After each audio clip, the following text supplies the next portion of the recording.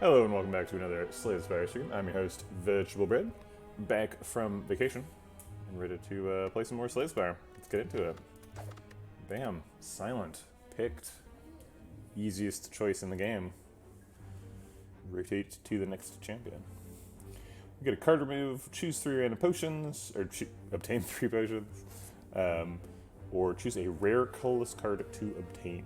Rare colorless is probably at its best on silent, because silent has access to sadistic nature, and there's lots of really good stuff with sadistic nature. It makes, in particular, Crippling Cloud, which is already one of the best cards in the game, just absolutely nuts, because Crippling Cloud applies 2 AoE buffs, and sadistic nature makes each of those do 7 damage, so it's like, it turns Crippling Cloud into like, in addition to doing what it does, which is blocking and applying magic poison, it also turns it into like a smaller version of Inferno.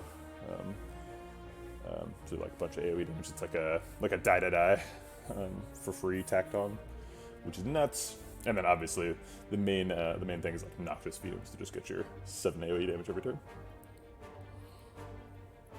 But also like Piercing Wail and yeah, you know, Leg Sweep. There's lots of debuffs that Silent has access to. In addition to the normal card that you're looking for with Rare Colorless, which is Hand of Greed. Silent is not super able to take advantage of Hand of Greed in Act 1, because Hand of Greed requires you to sort of take risks in hallway fights to trade your health for gold, and Silent already loses quite a bit of health in hallway fights, so that's not like a super good idea. So I think we're probably just going to do a boss relic swap, as has been my practice with Silent recently. Something I learned from Terrence. There's a 3 elite path here on the right, this one, that one, and this one. Goes through fire there. Only 2 fights in a shop before the first elite, so not quite ideal there. You'd like to see 3 elites, especially as Silent, where you can just die to Lagavulin if you don't, Lagavulin or Gremlin if you don't find enough attacks. So maybe we take this right path, which has several fires, and then 2 late elites.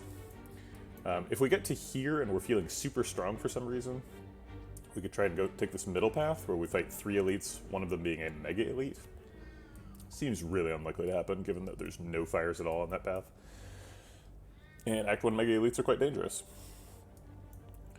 Other things we could do, we could try and fight 5 hallway fights and then an elite. And try to get 3 that way. Seems dangerous. If we want to do that, I think we'd probably want to take a rare card to be like way ahead of the curve for these early hallway fights. We try to not lose any health. However, trading for a boss relic does sometimes put you way ahead of the curve, right? If that boss relic is like an energy relic or a runic pyramid or something. Really powerful. Alright,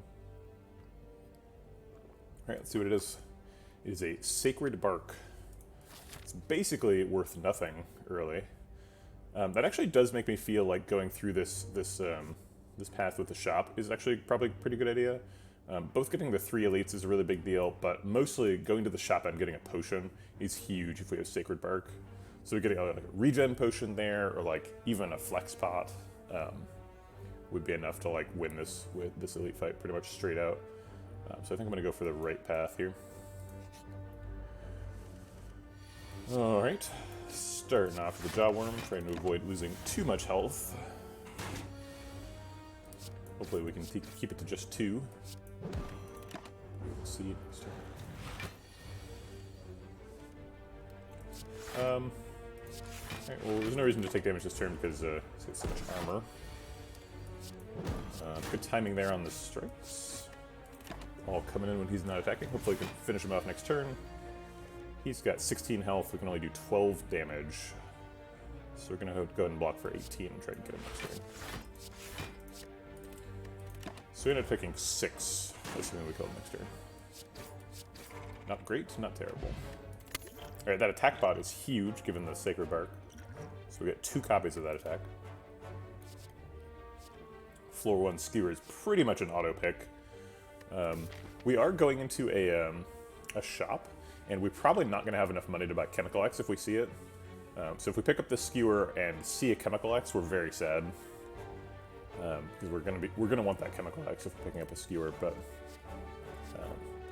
such is life. Skewer's way too good to not pick. We might also get gold from this from these question marks. Floor 2, Golden Idol, pretty much always a pickup. Partially just to get the gold, and we're on floor 2, so this is like among the best places to get it. But also partially just to make our Act 2 question marks even better. Act 2 question marks are already like some of the best things in the game. But if you have Golden Idol, you actually remove the worst outcome from Act 2 question marks, which is the Bloody Idol event. Which, if you don't have the Golden Idol, is very bad. If you do have the Golden Idol, is like kind of fine. So gladly pay 6 max HP for that. Opportunity to turn a little bit of health into a relic here. Seems dangerous. Good chance we end up resting here. This campsite. It looks like these are both going to be easy pool fights, which is good for us. Well, nominally good. I wouldn't hate getting all my easy pool fights and then the elite. But I think we're planning on Sacred Barking our way through that elite. But more fights does mean more potions, which is something we need with the Sacred Bark. So I'll probably reach in here twice, I think. I guess just once. Wow, that's amazing. Paying 5 health for a mango, so I get net positive 9 health from a scrap ooze. That's unheard of. I don't think I've ever had a positive health scrap ooze before. Well, that was a monstrously good outcome. Okay, no Chemical X, so we're probably looking to buy potions. We have access to Grand Finale. We don't have a ton of deck control, but we could probably build that. It is on sale. We would have to skip a potion to pick it. Which seems like probably a bad idea. All-out attack seems good. Let's see. So if we're buying a, hey, Sir Artemal, thanks for coming. You're in the next playtest. You know what? I haven't even updated the spreadsheet from the last playtest, so I'll update that and I'll remove all the names except for yours. So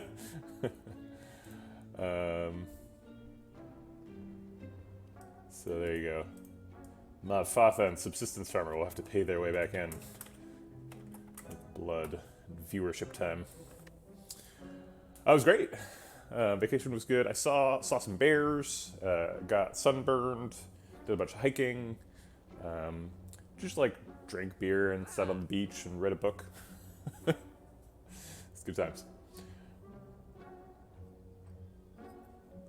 Am I allowed to say the word beer on the stream? Is that a violation of Twitch's terms of service? I don't know. I don't think so, but I wouldn't be tremendously surprised. Okay, so Sacred Bark basically forces us to buy a potion. And it seems like we probably want to buy Duplication Potion, since Gambler's Brew does not combo with Sacred Bark. It's one of the few that doesn't. Although it could, I don't understand why it doesn't, because it would be relevant, right? Like with Tingsha, you'd get double the procs if Gambler's Brew just lets you just proc twice, and it would let you filter your hand even more extensively, right? You could like throw your whole hand away, draw like 6 cards, and then like find 2 cards you liked and throw 4 away and get 4 more. Like you could really assemble a really good hand. It's kind of baffling to me that Gambler's Brew does not work. There must be some technical reason why it's difficult to stack those effects. In fact, thinking back on it, none of Sacred Bark's interactions make something happen twice. They always make something happen with double the magnitude, right? So it's like you get 2 stacks of an effect, or you get like 2 times the magnitude of something. I don't think it's ever like something happens and then something happens again.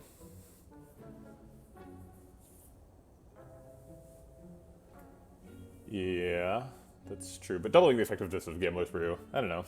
It seems like it happening twice would be a reasonable interpretation of that, but yeah.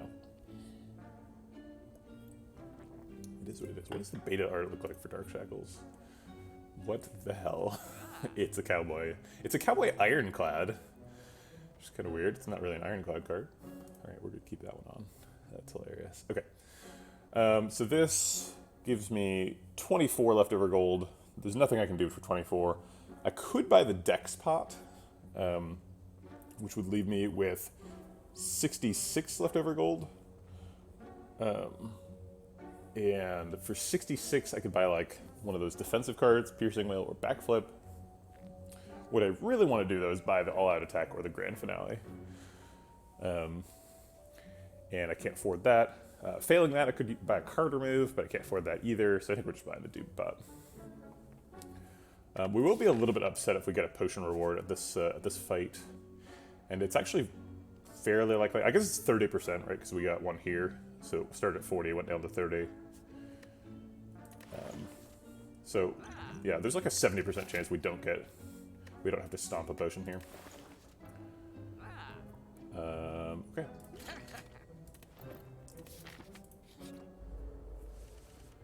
Alright, nobody's attacking here. We don't need to use a potion. We're hoping to kill him with Neutralize, I think. Goal. It is. Actually, you know what? Even though I said I wanted to kill him with Neutralize, I kind of auto-played that turn without thinking about it. I saved more health if I played Neutralize on him and strike on the other guys to restart the fight. I mean, getting the potion is entirely within the realm of possibility, right? It's like, it's a 30% chance. Things that happen 30% of the time happen to you. So we're going to waste a little bit of damage there, just to gain back 3 health. So we traded 3 of our health for 2 of his health, which seems like a great deal to me. Skewer is the most damage per energy, so we'll do that. Hopefully kill him next turn. If we do. Okay. Aha, no potion. We have prevailed over the vagaries of fate. Which of these goes well with Skewer? Deflect, kinda? Deflect doesn't take any energy, so you can spend all your energy skewering, and then still afford to deflect. None of these go particularly well with Sacred Bark. Mango and Golden Idol don't have any interactions with things. Poison Stab is nice. Poison Stab is like one of the highest damage commons in the game. Also, like, just helps you sort of get some ancillary poison for your catalysty build. There's nothing in our deck that says, hey, we should probably build poison, but like, we've also only picked one card, so we're probably building poison. That's sort of the presumptive synergy package for Silent. Dagger Throw is nice too. Dagger Throw does the same amount of damage on the first turn as Poison Stab, and helps us find the Skewer. Dagger Throw helps to activate Hovering Kite later, or discard synergy stuff. Discard synergy is way less powerful than poison synergy. Dagger Throw does more damage against sentries, where the poison doesn't work. Although sometimes removing the artifact charge from sentries is fairly relevant, so you can like poison stab them and then neutralize them to block for 3.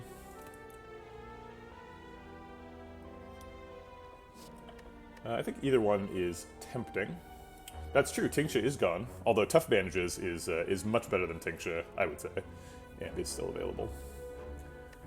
But yeah, I generally don't like discard synergies. I'm just calling it out because it is theoretically there. Mostly Dagger Throw just says deal 9 damage, draw a card, because there's pretty much always something in your hand that you either don't care about playing this turn or are happy to discard. But I think it's gonna be Poison Stab here. Alright. Gremlin Knob. Neutralize comes up on the wrong turn. Poison Stab does more damage per energy than Skewer. Actually, we're gonna restart the fight. Sorry. Because we clearly wanted Duplication Potion, the Neutralize and the Skewer. That's like, duh. Skewer does 1,000,000 damage, Neutralize blocks her a bunch. Maybe we Duplication Potion the Poison Stab? So if we Duplication Potion the Skewer, it does 21 times 2 is 42, plus the 6 damage from the double Neutralize. So 42 plus 6 is 48. If we did the Poison Stab, it would be sort of like, let's see, how much damage do I expect this to do? It's like 3, 2, I guess I expect it to do the 1 as well. So if we double poison stab, it does 654. 654 is 15 plus the 12 from the raw damage is 27. 27 plus this would do 14 times 2. 27 plus 28 is 55. That's more damage. Hey, Onson, good morning. Elaser, who's my favorite Slay the Spire character? My favorite one to play, or my favorite one in terms of, like, character design? Because I think I have different answers. I think my favorite character design is Ironclad. My favorite one to play is Watcher. Ironclad's got this really, like, interesting, like, does he have skin? Like, he's just entirely metal. And he's got, like, lots of really cool mechanics. He's got the strength. He does a great job, like, teaching you the game.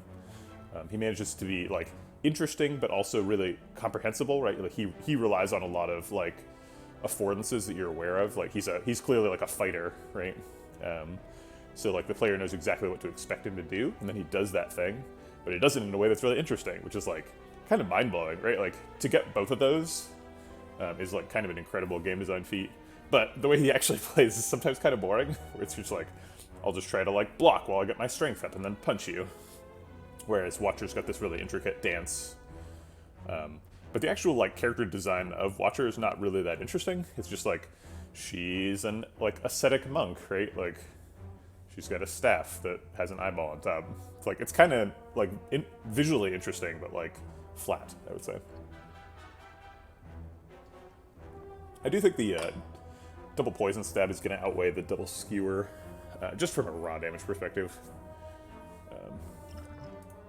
And the double neutralize is, like, it's nice that it reduces he's weakened next turn, but next turn he's only doing 8 damage, so it only blocks for 2.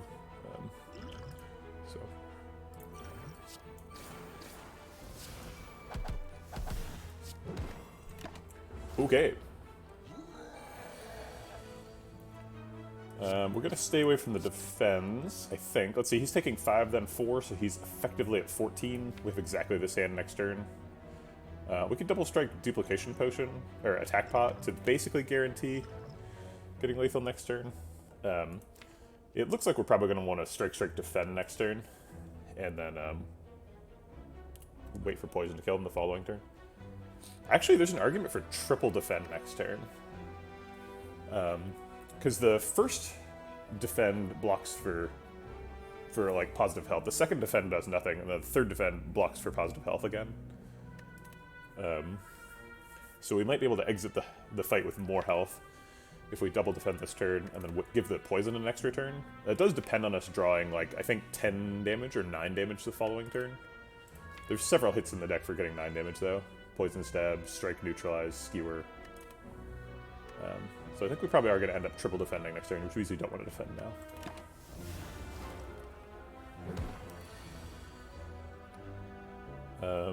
So he's taking 4, then 3. That's 7 damage, so he ends up at 13. So we actually need... I thought it was 9 for some reason. Maybe we just use the attack potion. I was going to wait for the end of the fight, but I'm actually going to go use the rest of it right now. Be right back.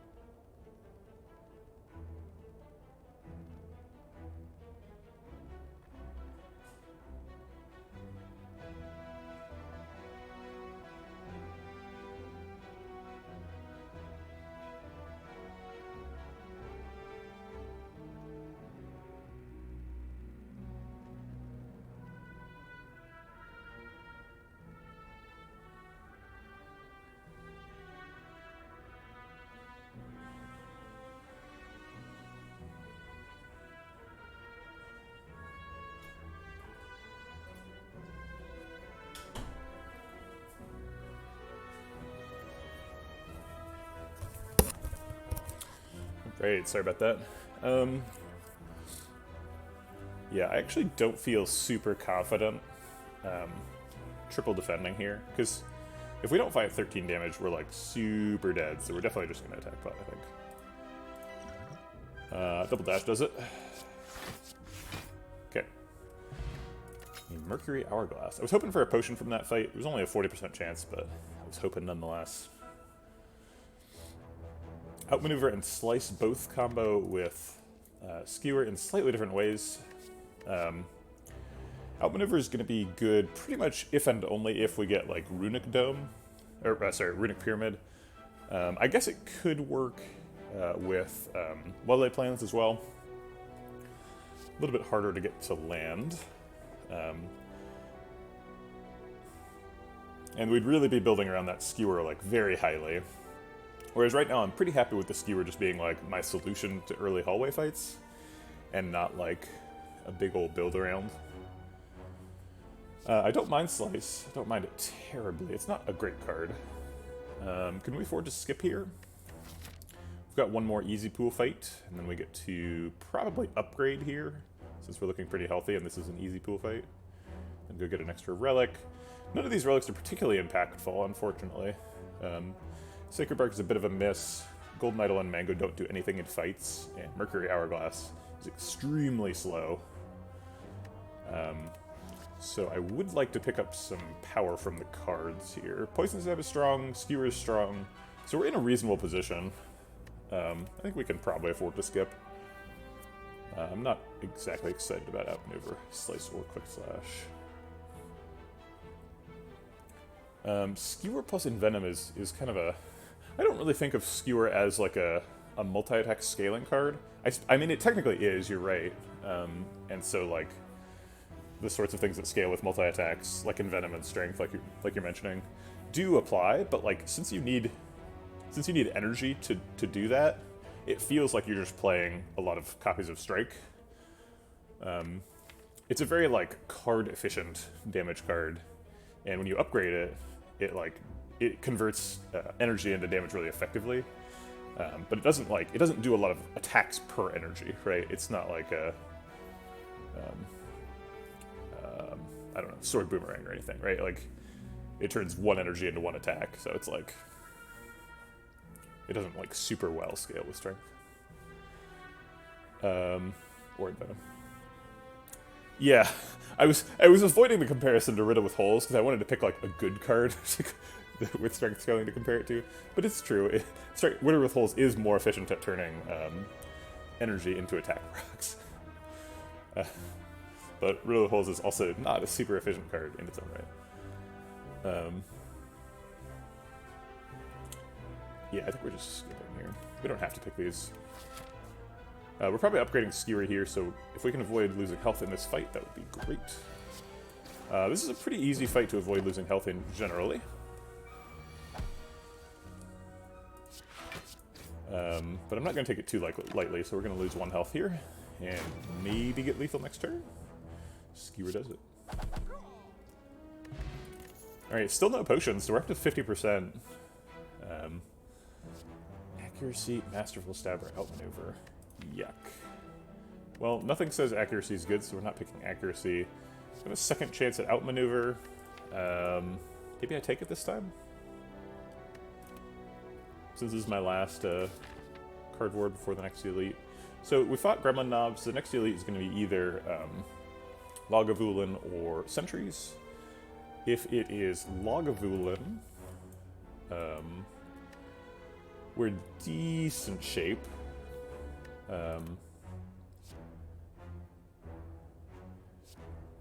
If it's Sentries, I think we're probably also mostly fine. We could use some AoE for sure. I wish there was a Dagger Spray here. Dagger Spray would get me really excited. I guess Dagger Spray is the card I should have referenced. This is Sword Boomerang, because it's at least a silent card. Dagger Spray turns 1 energy into 2 attacks, 2 AoE attacks. Hey YTI, how's it going? Haven't seen you around for a while. But then I suppose I've been on vacation.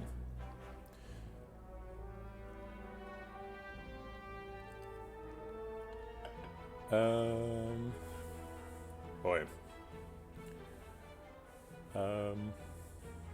Yeah, I guess I'll grab an Outmaneuver. Fine.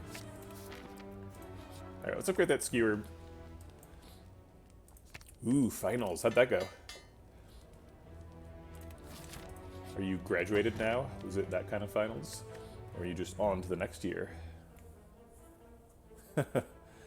Letter opener is amazing. I particularly like a letter opener with Outmaneuver. Outmaneuver is definitely a card that says, you want to play a lot of skills this turn. You want to play your backflips and stuff. So that's nice. Could take Sapphire Key here, makes Curse Key a little better. It does seem pretty likely that we're going to want to choose an Energy Potion, or an Energy Relic, at the end of Act 1 with the Skewer and the Outmaneuver. But then again, the Outmaneuver somewhat defrays the necessity of picking a Energy Relic. I don't know. That's like a Letter Opener. Letter Opener is too good. It's my first AoE also versus Sentries, which is probably pretty relevant. Alright, definitely feeling healthy enough to fight another Elite here. We might skip this one. We'd get an extra shop if we do, but I don't know. A shop with 95 gold is like not very good, but then also we have a Sacred Bark, so we really need to bulk up on potions, and we're not finding them, so... it is Log of the Wind. I think that's probably the best outcome here. Skewer does only hurt one guy, that's correct. It is not Whirlwind. Outmaneuver this turn into Skewer next turn is nuts, so let's hope that happens. Approximately 50%. Darn. I think we want to wake him up with Skewer anyway. So let's wait for that. Alright. I think we do want to play Poison Stab in addition to Skewer. It looks... so on the first turn, Skewer does more damage per energy, but on the second turn, Poison Stab pulls ahead, so... go ahead and play that.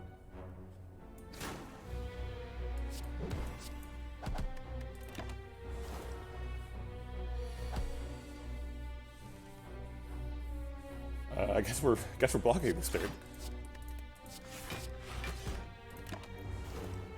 Letter Opener is nice in this fight because it doesn't scale down with Strength or Dex, so we get some sort of relic-based sources of damage here. Apparently we're playing double Strike Defend. Our deck is not giving us any choices. Alright. We're not killing him next turn, so Poison Stab does more damage. Neutralize is always happening. We could play Outmaneuver and hope to draw Skewer again next turn. Does 20 damage now. It's a total of 23 damage, leaving him at 27. 2 more damage coming in from Poison next turn, so we need to do 25 damage next turn to kill him. Pretty sure that's impossible, unless we Outmaneuver. And if we Outmaneuver, we do 10 less damage, so we'd actually have to do 35 damage. You can just go ahead and type exclamation mark Hourglass. Oh, I guess that's not the name of it. It's Mercury Hourglass. There it is. I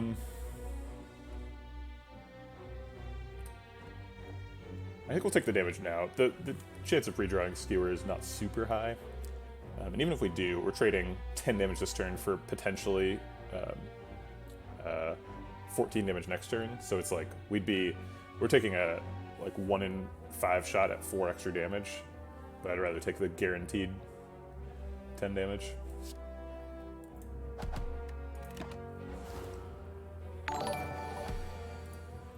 Hey, Macaroni, Pastorino. Macaroni Pastorino. That's a fun name. Thanks for the follow. At least 1 defend is happening. Do we play a second defend? Doesn't proc Letter Opener.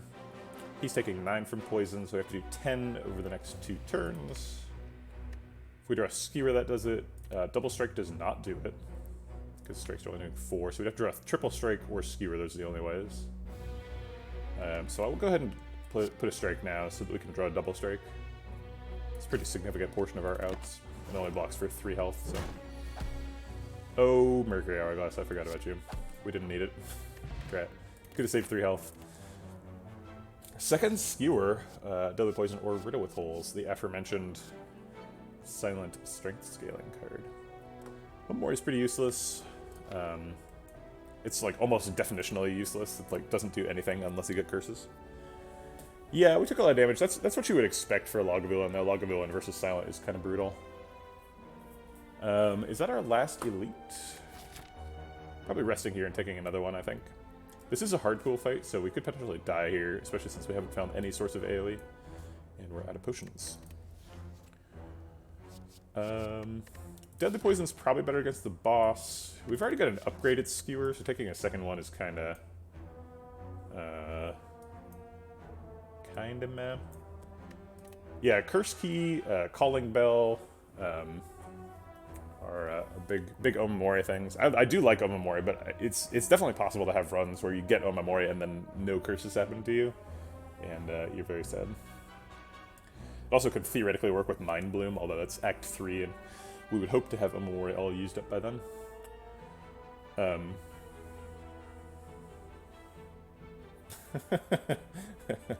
Is it possible for Omamori to be useful from Act 4 elites? I think that it is not. There's no like cards that give you a curse or anything. Wait, if you get Black Star and Omamori, you could pick up Omamori and then something? No, there's no relics that give you a curse either. There's no potions to give you a curse. Yeah, it's entirely useless for Omamori on Act 4 elites. That's too bad. Yeah, 2 skewers in the same hand is pretty upsetting. I think this is probably a Deadly Poison pick here. Goes with Poison Stab. Super good against bosses. We're up against bosses soon. It is bad against Gremlin Knob, and this is going to be either Gremlin Knob or Sentries. It's kind of bad in both Gremlin Knob and Sentry fights. So that's a little bit upsetting. But we need to pick some more damage. We've only got 2 damage cards. I think I'd rather pick a Deadly Poison than a second skewer. So I will. Uh-oh. Well, Letter Opener and Mercury Hourglass are godly in this fight. But we need to give them a little bit of time.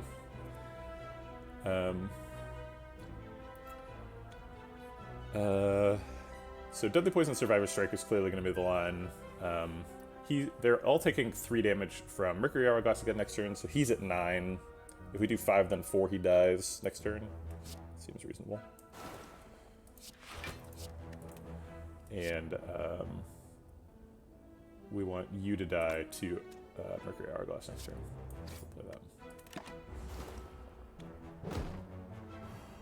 Taking a bunch of health here. Maybe this changes our path. We might not want to go to the elite after losing this much health. We could rest here and then go to the shop.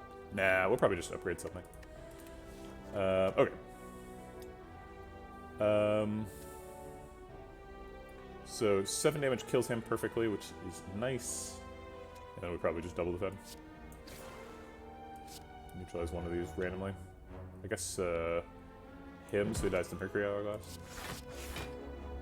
Actually, shoot, I was supposed to Letter Opener here. Oh well, it doesn't matter. I'm not taking any damage for the rest of the fight, probably. Okay. Way overkill. Alright, there's a potion. Finally.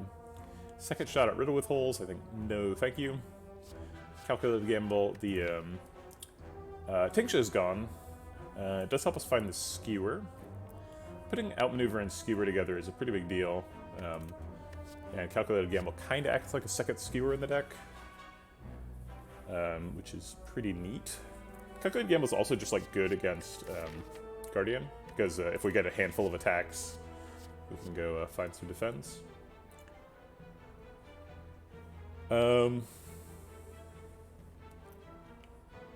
also just like a good card for later. It's bad if we get specifically Runic Pyramid. Runic Pyramid is not something we're super looking for. Although we do have the Outmaneuver Skewer thing we're trying to line up. It's interesting that both Calculated Gamble and like Well-Laid Plans / Runic Pyramid help you do the same thing. They help you like set up like multi-card combos, but they actually fight with each other, right? Like they're really bad together. You can't use them in conjunction very easily, which is kind of strange. More so with Actually, Calculated Gamble's not that bad with Runic Pyramid, because sometimes with Runic Pyramid, you find your hand full of wounds or something, and Calculated Gamble can be a nice release valve for that situation. But oftentimes, like, if you have Runic Pyramid, you're going to want to be holding onto your Wraith form, and Calculated Gamble's going to end up throwing that away for you. We don't have Runic Pyramid right now, so I think Calculated Gamble's probably pretty good. Okay. We're probably also going to upgrade something here, unless we take a bunch of damage from this Elite. And Calculated Gamble's something really good to upgrade. Although that upgrade's probably currently on Deadly Poison. I don't mind upgrading Deadly Poison. We'll have to make the decision when we get there. Alright, clearly resting here so we can go fight another Elite. Ooh, a big chest. Okay, here's the big test. I saw somebody else pronouncing this on stream. I practiced it. Matryoshka. Matryoshka. Matryoshka.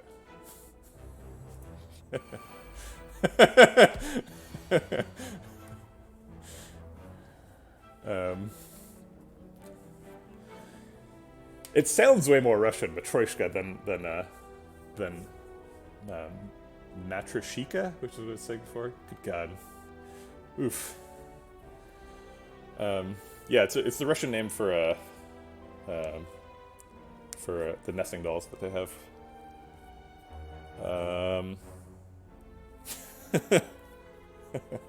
I know it was nails on a chalkboard for Sir Artemal for years. He spent decades in a dark prison cell listening to me say Matryoshka just over and over on repeat. Okay, kind of two lines here. We could Poison Stab, Calculated Gamble to like throw away a bunch of stuff.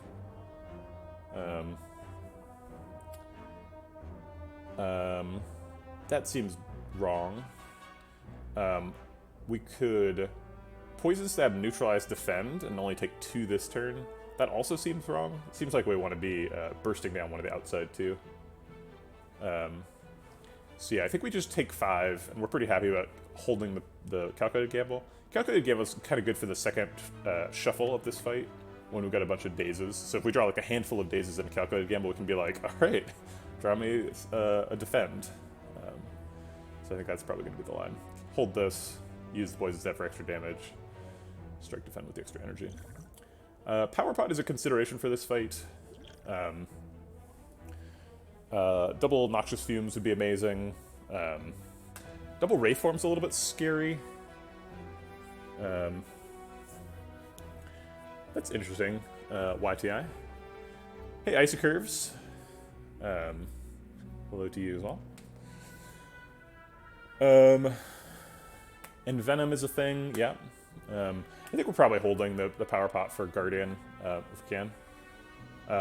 So if you want to see me flex my arms, Icy Curve, I think probably what you want to do is redeem the exercise reward. Because then I'll do some arm curls has been my recent exercise of choice. In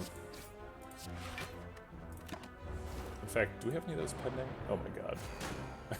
So I just got back from vacation, as some of you know, and I just looked at my little my sheet where I keep notes on streaming stuff, and it says that I have 12 pending exercise rewards. I had forgotten about that, so apparently I have some work to do. Okay, so we need to block out for a bunch this turn, if we can. It's going to be those 2 and this one. We could have killed him if we'd done triple attack, which I suppose would have blocked for 10. So we'd be taking 10 instead of 7 right now, but he'd be dead. He's probably going to die to like a combination of Letter Opener and Mercury Hourglass before the next time he attacks, so I think I like taking 7 instead of taking 10. Kill would actually not avoid more damage. Kill would make me take 3 additional damage, comparatively. Skewer could hit for 30 right now. That would be fun. We're never finding 3 skills, are we? I guess we're finding it next turn. Okay, so next turn playing 3 skills, he dies to Letter Opener plus Mercury Hourglass. That does 8 AoE damage. We're putting Deadly Poison on somebody. Although I guess they will both have artifact charges, so that's kind of unfortunate. Seems like this turn is probably just defend skewer. Alright. Defend skewer, take 5. He's going to be the next to die, I believe. Might be able to kill him before his next turn at bat. Since we're doing 8 AoE damage. I believe. Nope. Alright, let's remove his artifact charge. He's probably dying before his next attack anyway.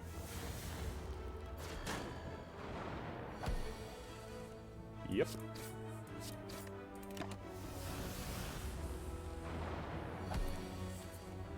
Hey, skewer. Calipers. Interesting. Gives us 4 strength, that's nice. Ooh, Crippling Cloud. Alright, so I have to do some exercise now. Make some progress on the, whatchamacallit?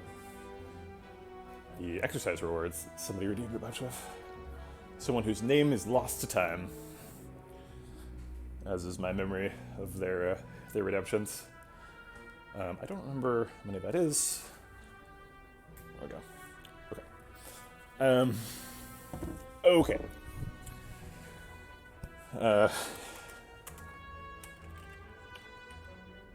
Ooh. I pressed the insert button. That's bad. Okay. Crippling Cloud is almost certainly a pick. Crippling Cloud is amazing. We have a couple of sort of poisony cards, so poison stacks with itself a bit. I don't want to overestimate that, because you only defray the, or you only amortize the poison reducing once a turn, sort of like once per fight, right? Because if you have 100 poison, then the reducing by 1 a turn is not particularly relevant compared to the total scope of the poison damage.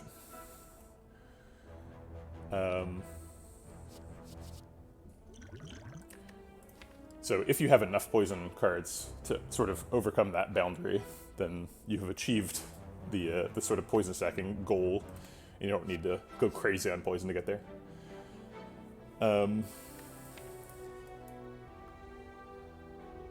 It's pretty good with Outmaneuver. Crippling card is a little bit expensive, so it can be hard to play.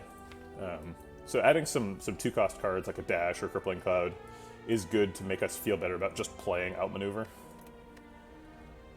So we'll definitely pick Crippling Cloud. Plus, we're picking poison against Automaton, which is kind of a turn brain off win boss fight strategy. We have 18 health, but we have 2 potions, which makes me feel pretty strong. You're right, Automaton's the name of the Act 2 one.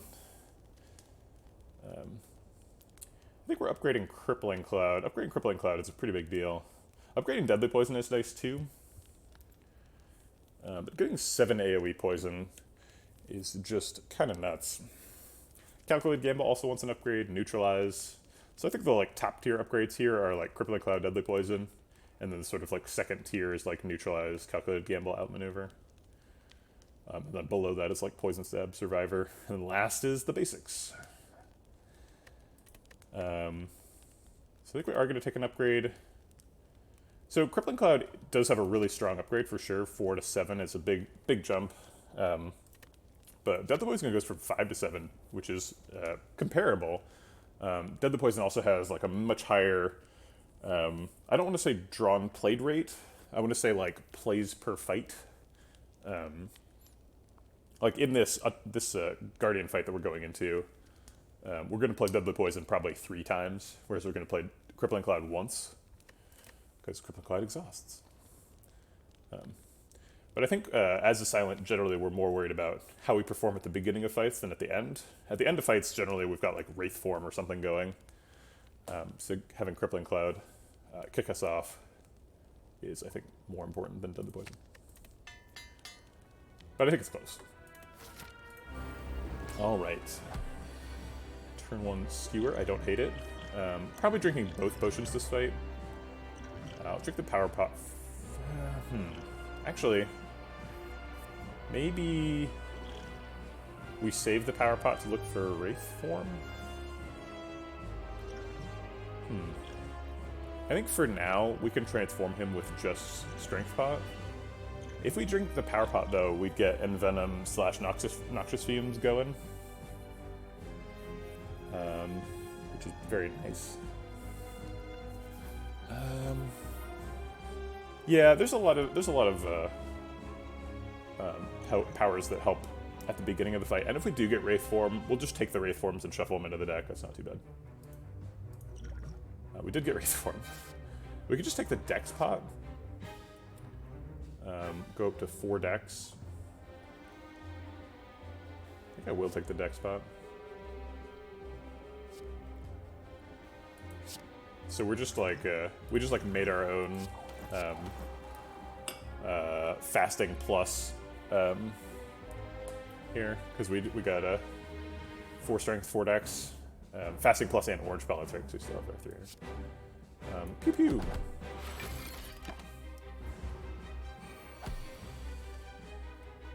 Alright. Defend is happening. Second defend, and then I guess strike neutralize, why not? He ain't hitting me.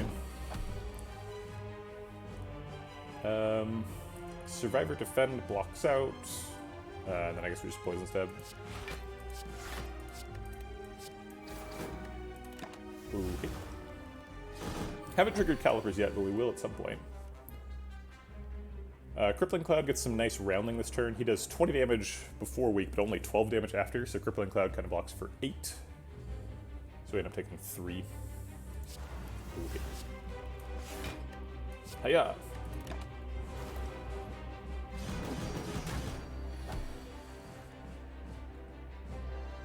I think it's going to be Outmaneuver, Poison Staff Strike. We don't have any skewers to draw, but we could Calculated Gamble into one. I don't know, maybe that's a bad idea. With Calculated Gamble and Neutralize coming up, seems like it's pretty unlikely we're going to need 5 energy next turn. So I guess I'll just take the extra damage now. Hourglass and Letter Opener do not activate his Thorns. His Thorns is whenever you play an attack card. So Hourglass, Letter Opener don't activate it, but also cards that multi-attack only activate it once.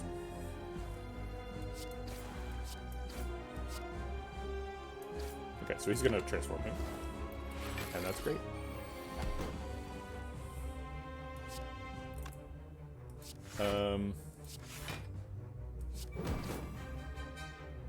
I guess I'll keep the Calculated Gamble. No reason to spend it. I guess I could have gotten a Letter Opener proc, but it's not worth much. Block out, play the Deadly Poison, get the Letter Opener proc. Neutralize is... doesn't cost me any health and does damage, so I'll do that.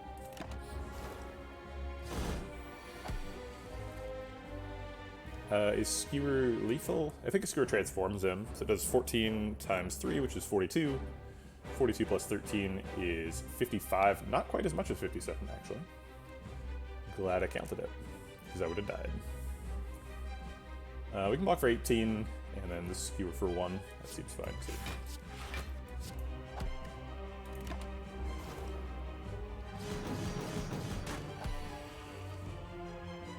Certainly transforming him this turn.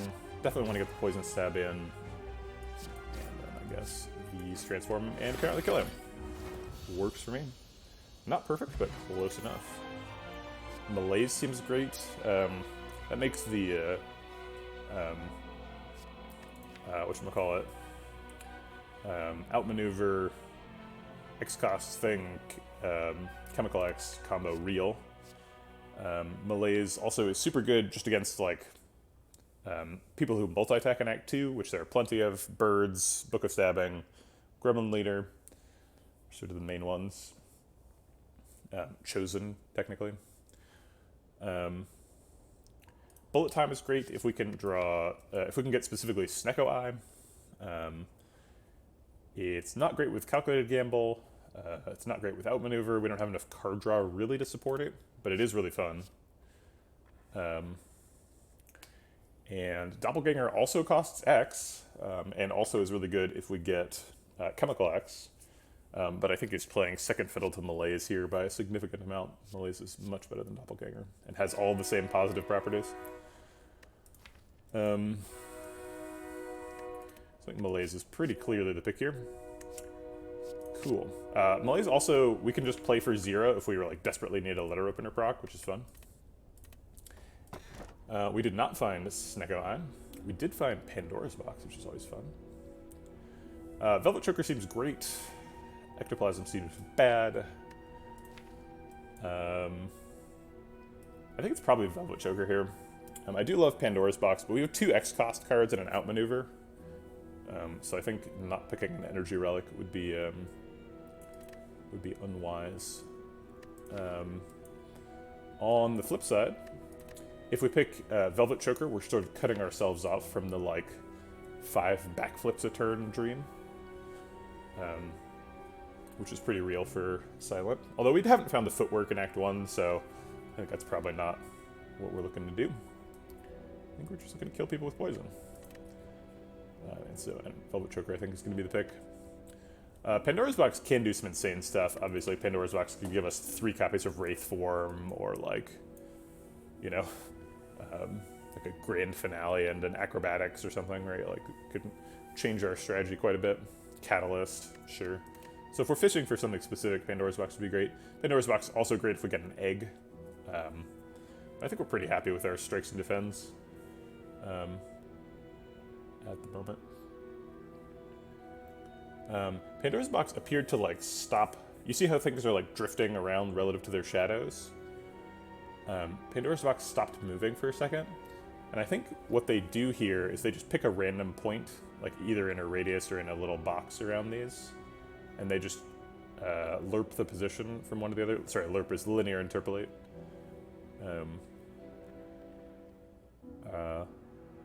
Linear interpolate is also just, like, sort of meaningless gobbledygook to most people, I'm realizing. But you know what, whatever. And I think the Pandora's Box just happened to pick 2 points that were, like, the same point.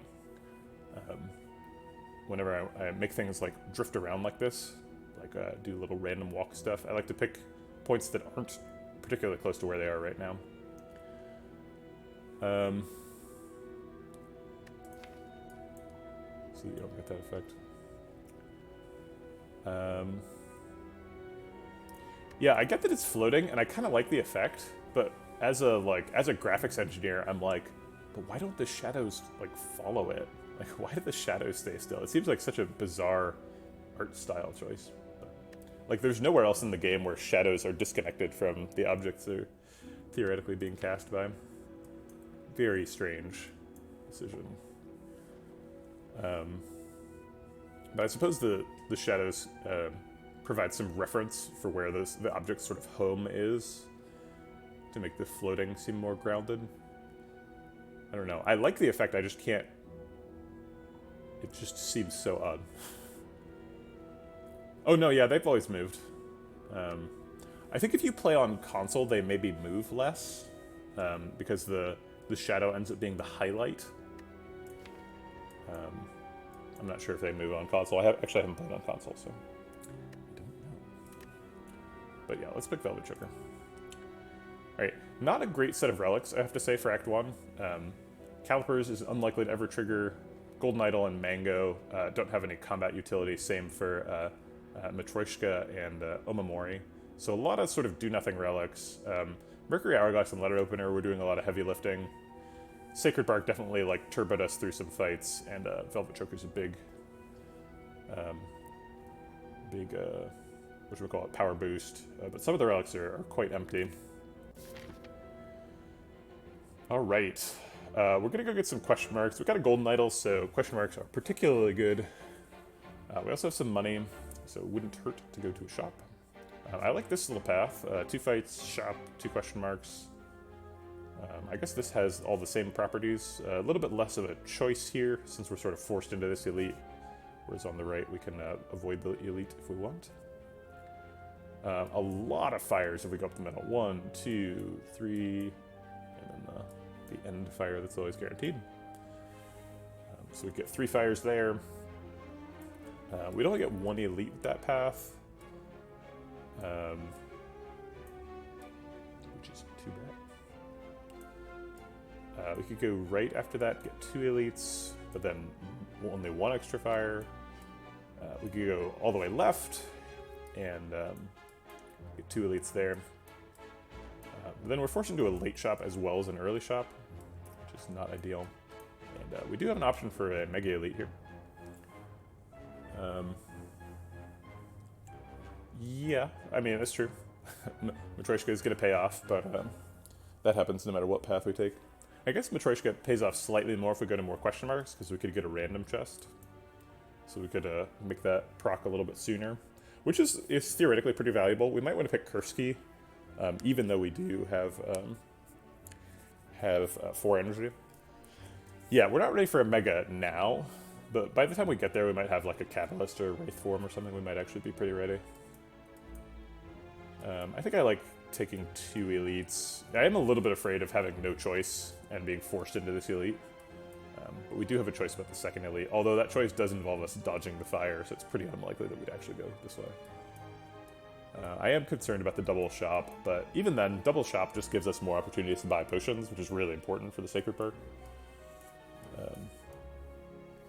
Yeah, the more I look at this, the more I think if we get a shop and we buy potions here, we might be able to use them to get the Mega Elite here. We also get a couple of late question marks. Could give us thwack, which is just more relics. Okay, let's get it started. Ah, we're getting robbed. Okay, this is a great situation for Calculated Gamble. So let's see it. What do you got for me? Oof. Boy, that is really rough. That's a terrible turn. Boy, I didn't realize this deck could draw that badly. That was brutal. Okay, not much to talk about this turn. We usually choose the Mugger instead of the Looter because the Mugger hits harder and blocks for more. Okay, gotta try to kill both. That means we're pretty far behind on Looter.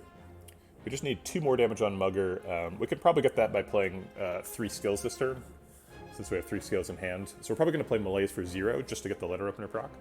Like I mentioned we could. And I think everything else goes on to the Looter. Oh, crap. Okay, so we have to do something kind of strange here. We have to do Survivor Strike. Oh, you're right, he is already dead. Alright, I'll do it anyway just to demonstrate, but we have to do Survivor the Strike away and then play Malaise. We can't actually play Malaise for 0 here. I was thinking we'd play all the cards, but then Survivor screws up that plan. There are lots of ways to kill both here, but this is the way I'm picking because it's fun. Okay. Yeah, for some reason I was thinking the poison wouldn't kill him next turn, but it definitely would have. So that was not quite necessary. Okay. Setup plus says plus on it. What's the difference between setup plus and non-setup plus? Isn't this always how setup works? Does it cost 0? Does setup minus cost 1? Good God, setup is bad. What the hell? I thought at least setup says, like, put any number of cards from your hand on top of your draw pile, but no. Setup is in the running for worst card in the game. Jeez. Okay. Deflect and Bane I think are not good enough. We don't need more damage commons, and Deflect doesn't do enough, particularly in the absence of any dexterity. Let's get those. Let's see what's in the shop. Alright, no Chemical Axe, something we're looking for. Noxious Fumes is really good. Ear Funnel, also quite good. Twisted Funnel, sorry. It's clearly an allusion to Macbeth, but... wait, is it? I mean, it has to be, right? But, what can we do with that Bottled Lightning? Get that Crippling Cloud plus. We could Malaise plus. If we got Malaise plus bottled and we got like a lantern or something, we could just like dunk on Book of Stabbing.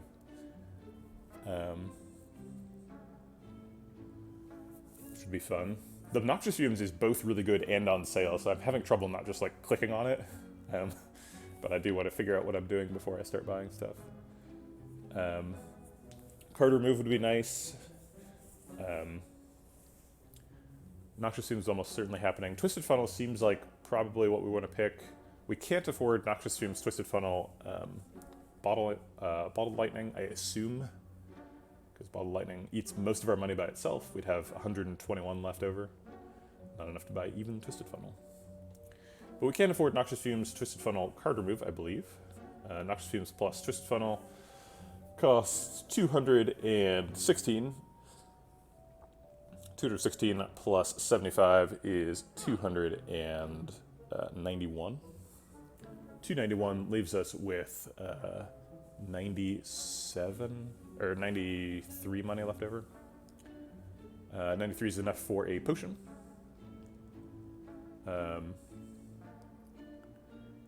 That seems like probably the line. Potion's probably a fire pot. Oh, actually, explosive potion is pretty good. Dealing 20 damage means it clears gremlins in the gremlin leader fight. I'm a little bit concerned about buying a potion and then finding a potion. But our potion chance is down to 30%, so we should be fine. Either of these could be fights, though, and we could find a potion there. But whatever. Twisted Funnel is crazy good. It does get a little bit worse later on once people start having artifact charges at the beginning of fights. Like Donudeka, these Spire elites, and such. But Twisted Funnel is actually quite good against the heart, weirdly. Gives you that sort of starting poison without you having to spend a card getting it. None of these are good with calipers, which is something we want to watch for. We could pick Ink Bottle. We have a little bit of problems drawing cards with Velvet Choker because we can't really pick like backflips with Velvet Choker. So Ink Bottle would let us draw some cards. We do need to think about card efficiency, right? Because Velvet Choker. Yeah, Twisted Funnel does help with artifact clearing, which is probably going to be really important in that fight. I'm just saying that the Twisted Funnel itself doesn't actually do anything. Alright. What are the alternate plans to Noxious Fumes, Twisted Funnel card remove? We could pick, like, Bottled Lightning card remove. We could, like, die, Twisted Funnel. That's kind of interesting. If we die, Twisted Funnel, we spend 244, because they have the same price, so it's 172 times 2. 344, so we end up with 40. And that's not enough to buy a potion, which seems pretty problematic. Definitely want to be buying potion, I think. Okay. Cool. Yeah, sorry, I said it wrong out loud. I said 244, but I meant 340. Alright. We could malaise for 4 right off the bat. That's pretty appealing. Alternately, we could skewer for 40 damage. 40 damage is a lot. I don't hate doing 40 damage. Chosen's scariest feature is that she makes you vulnerable. It's not really that she has a multi-attack. So I think we're going to skewer her for 40. Okay.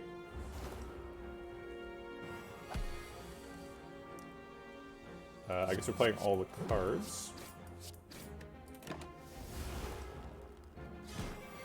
Getting punched. 7/6 does 13 damage, so we need to do 12 next turn. That's 2 strikes. It's Crippling Cloud, Deadly Poison. Crippling Cloud, Strike. Strike, Deadly Poison does not do it. Seems fairly likely, even if we do take the 3 dazes. I think I will take the 3 dazes. Actually, I underestimated the damage by a little bit, both because of Letter Opener and because of Noxious Fumes, so I think we're probably getting there.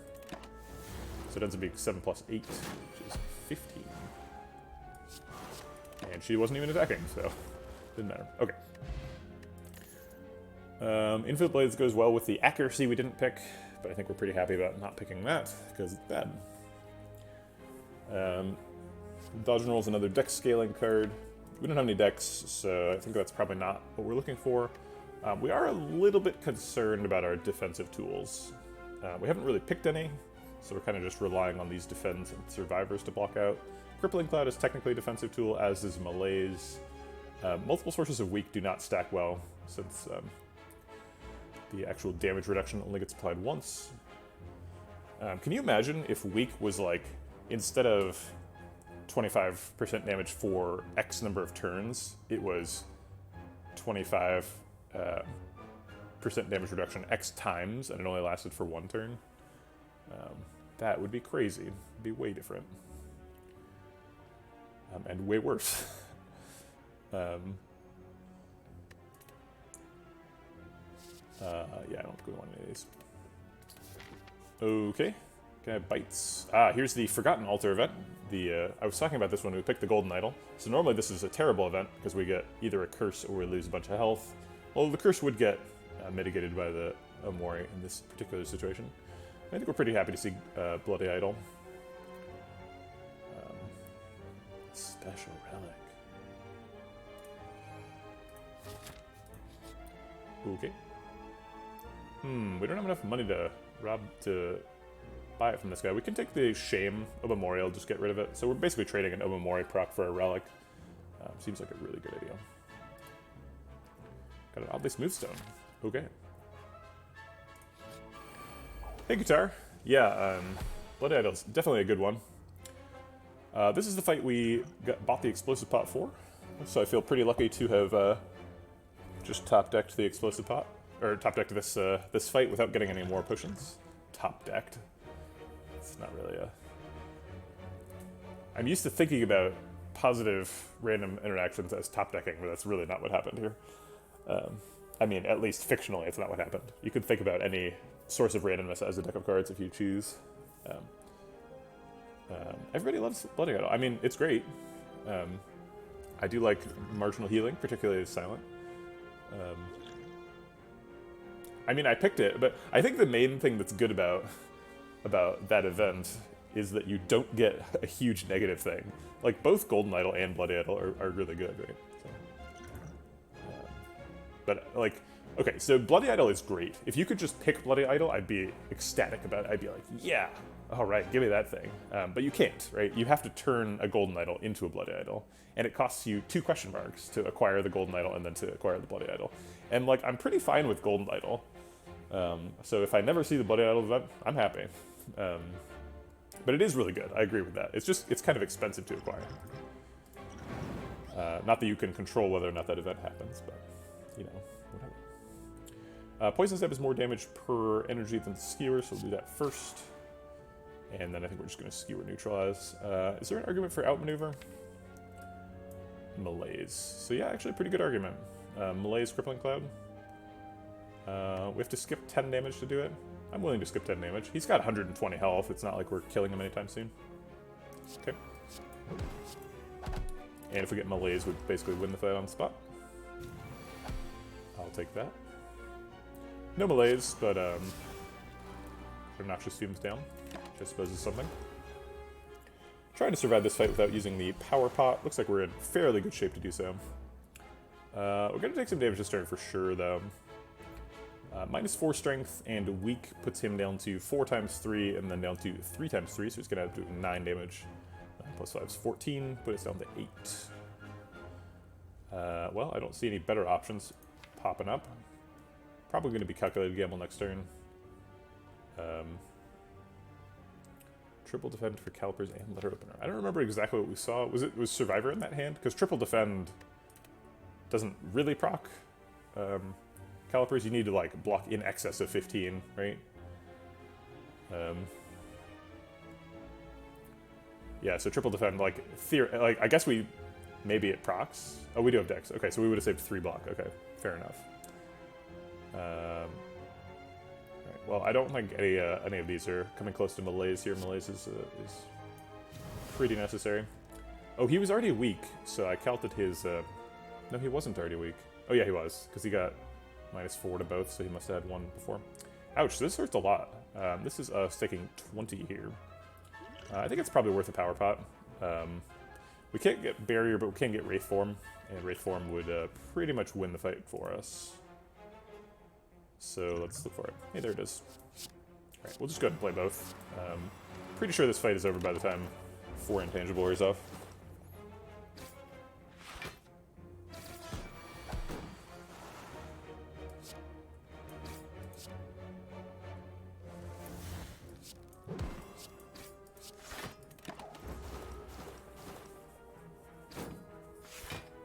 Alright, the goal now is to not take any more damage. Which we can do. Okay. Oh no, we are actually taking 2 damage.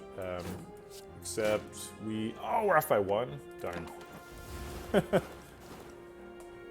I forgot that 2 Wraith forms means that our dex is going down by 2 a turn. Incense Burner. Alright. Get a little bit of marginal healing there from the first Blood Idol proc. There's a Wraith form card reward. Let's go ahead and do some exercise.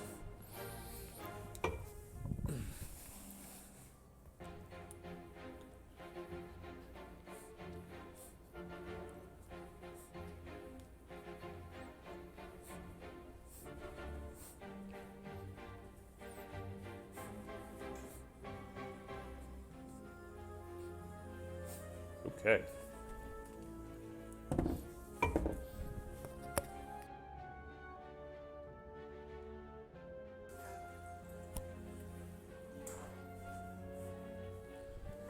Alright, so obviously we're picking the Wraith form. Alright, see you later, Sir Edible. And let's move on. We're probably resting here and fighting the Elite. Do we ever upgrade Wraith form and then fight the Elite?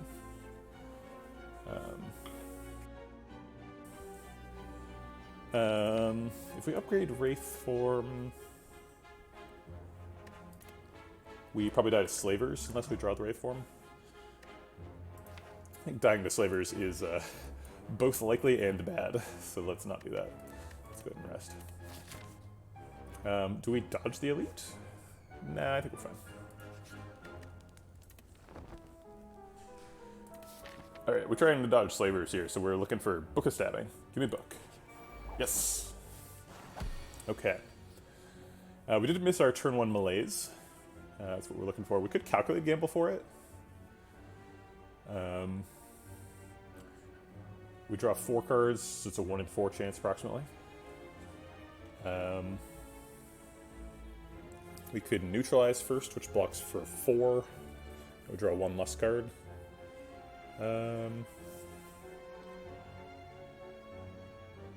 Or we could just play the hand. Got Crippling Cloud, neutralize, defend, so block for 6, he hits for 10, take 4, 1 wound. Get 10 poison on him. Malaise is real good here. But I think this hand is good enough that we can roll with it.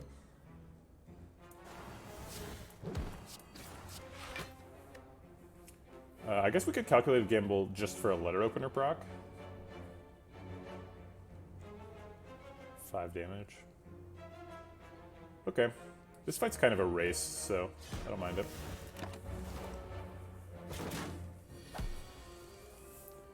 Alright, Outmaneuver sets up for the next turn malaise, which I like a lot. Get a letter opener proc, block for a bit, play all the cards. Take 3. Ouch. Those, the Skewer, Malaise, and Wraith form are all hiding. That's rough. Well, we play all the cards, because we've got 6 energy. Take 3 again. Alright, we have to choose here between Malaise, Wraith form, and Noxious Fumes and Deadly Poison, which is kind of brutal. Malaising for 4 makes him attack for 3 times 5. And then he gets weakened, so he ends up attacking for 2 times 5. So he hits us for 10 and 5 wounds, which is not inconsiderable. We could defend and malaise for 3, which means hit for 4 times 5 ends up being 3 times 5, so 15. We would block for 1 more net health this turn if we played defend. Seems like a mistake. Okay. I have an overlay for what happens to the Book of Stabbing when he gets disarmed. Seems to be slightly the wrong size. I want it only to cover the hand, though, not the book. Okay, there we go. So he's been disarmed.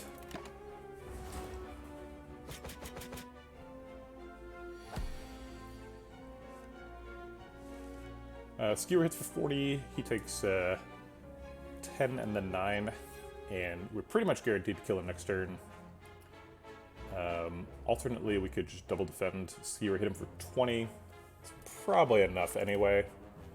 I guess we'd have to hit him for 20 again next turn, which is not super likely. But we would block out this turn, which is fairly impactful.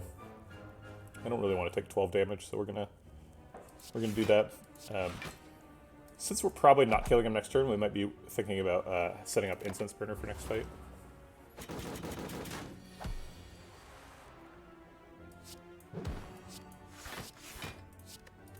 I did not need the Survivor there, I'm not sure why I played that. If we can block out this turn, it would be nice to do so. It doesn't look like we can. Somewhere in the back of my mind, my Griftlands instinct was like, I should play Wraith for him to get it upgraded. That's not how this game works. Alright, well I'm not taking 16 voluntary damage, so I'll just end the fight.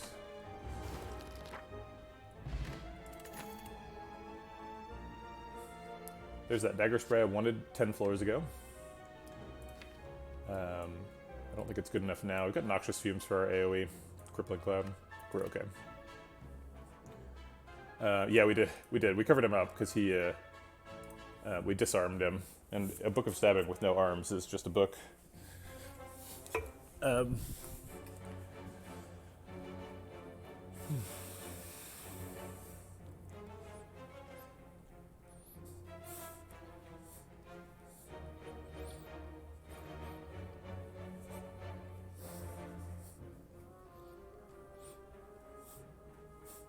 you get a quick flash poll in chat? Should we only cover up the arm when we play specifically the Ironclad card Disarm, or when we apply any negative strength to the book? What do people think? I think we're skipping all these. Infinite Blades is terrible. Dagger Spray is outmoded by our current damage sources, and Reflex is not what we're looking for. Alright, Matryoshka's got a chance to proc here. Art of War is always happening, and then it's either Lantern or Sapphire Key. 2 Energy Relics getting added to the deck here. Both extremely good ones. I could see skipping Lantern, both because of Choker and because of Curse Key.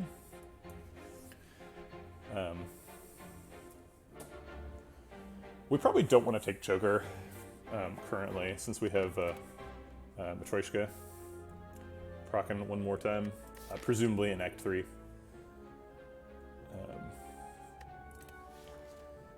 So we could just take Lantern. Lantern makes our turn 1 Malaise Dream quite a bit better. So we get to Malaise people for 5 on turn 1. Who is our Act 2 boss? Collector. Yeah, I'll just take the Lantern. Alright, we got a discounted card remove from that Smiling Mask. There's a Catalyst. Catalyst card remove seems like the most obvious pick. Can we afford Catalyst card remove Potion? We cannot. We could afford Catalyst card remove Dodge and Roll. We passed Dodge and Rolls earlier because we didn't have any decks, but now we do have some decks from the Oddly Smooth Stone. We also just need block and don't have it. I guess we have a Wraith form.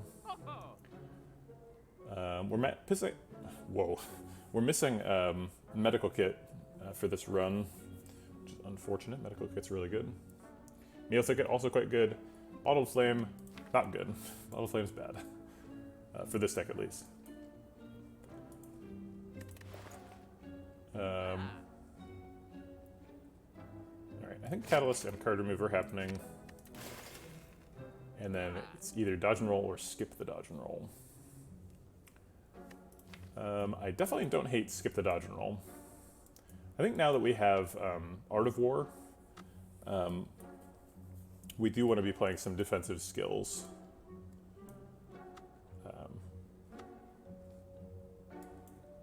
So I think I will pick up the Dodge and Roll. Okay. To Mega Elite or not to Mega Elite?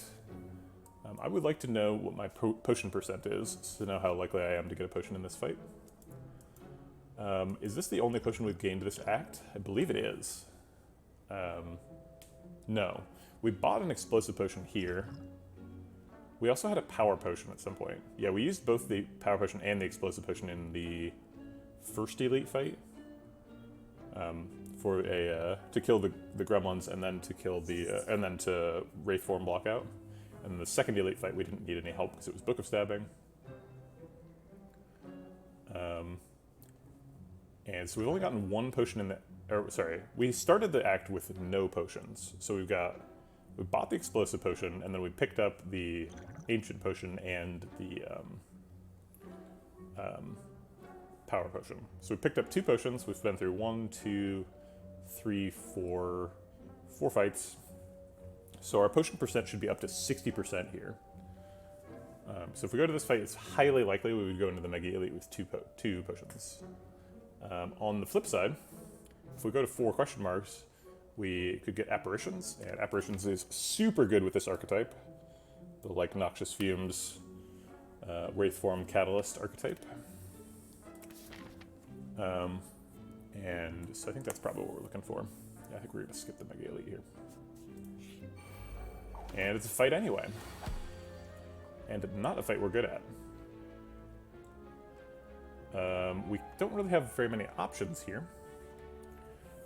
But we do have 5 energy. We can do 50 damage. Just straight up.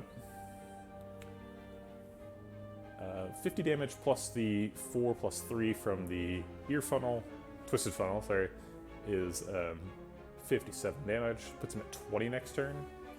Can we do 20 damage next turn? No.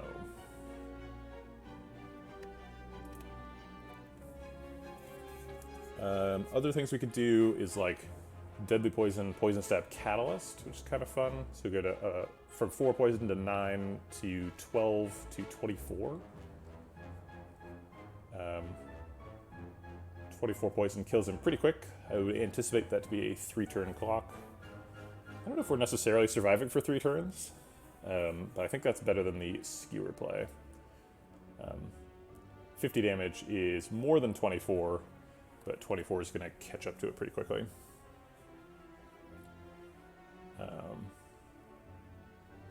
So if I do Skewer with 50 damage, do we have 20 damage in the deck? Yeah, we probably do. Crippling Cloud is probably 13 damage. Although that depends on us drawing it next turn. Yeah, I'll take the guaranteed 3-turn clock rather than the sort of speculative 20 damage one. Hey, Caden Cog. Thanks for the follow. I appreciate your support. And then I guess I'll play these for some extra spice. Maybe should have played 2-proc Skewer instead of a... it clearly doesn't matter. Okay. Well, with 24 damage, so I'm really glad we didn't choose to go to that Mega Elite, because we would have died for sure at 9. Although we would have had Duplication Potion, and it would have been at 14, not 9. Poison Stab? Be our second copy. We have a Catalyst, but no. Transform a card. Probably looking for a Strike Transform. Seems fine. Ooh, extra Skewer. Seems good. I mean, it's better than a Strike for sure. Okay. Crippling Cloud is godlike here. I could consider Duplication Pot on Crippling Cloud. Maybe we Ancient Pot to avoid the Hex. We also get to keep an artifact charge, so we could play Wraith Form in the future without losing Vex. Our potion percent is still 50% here, so we should probably spend one of these potions. Ancient Pot is fairly good in the Collector fight, though. Collector fight has a fairly important series of debuffs that come down on turn 4. We are going to have to survive. Although we have to survive this fight first. So I think we're going to go ahead and use it. I think first target's going to be the Cultist. 19 plus 18 is 37 damage. So he is off lethal by 9. So strike plus Plus some Mercury Hourglasses can do that. Hey Pixel Noise, how's it going? I'm glad that you're as PogChamped as I am at my return. Pretty happy to be back. Although I was also happy to be on vacation, so, you know. Let's see, what do we want to do? Malazing for 4 on Chosen seems like a pretty good choice. She is already weak, but she won't be weak next turn. And it's nice for her to have -4 strength. On the flip side, it would be nice to play Outmaneuver and then Skewer for 60 next turn, which would be lethal. So I think we're going to split the difference and Malaise for 3. We could Letter Opener just for the 5 damage. But if we draw Skewer, we're a little bit sad. Or if we draw... Actually, we have 2 copies of Skewer. Yeah, I'll just let Skewer draw next turn. Yeah, it's coming along. I mean, I don't know. We're definitely, like... We're definitely losing a lot of health. Alright. Hey, we had 2... that was our first Caliper proc, I believe. Which is always fun. Skewer for 50 seems lethal.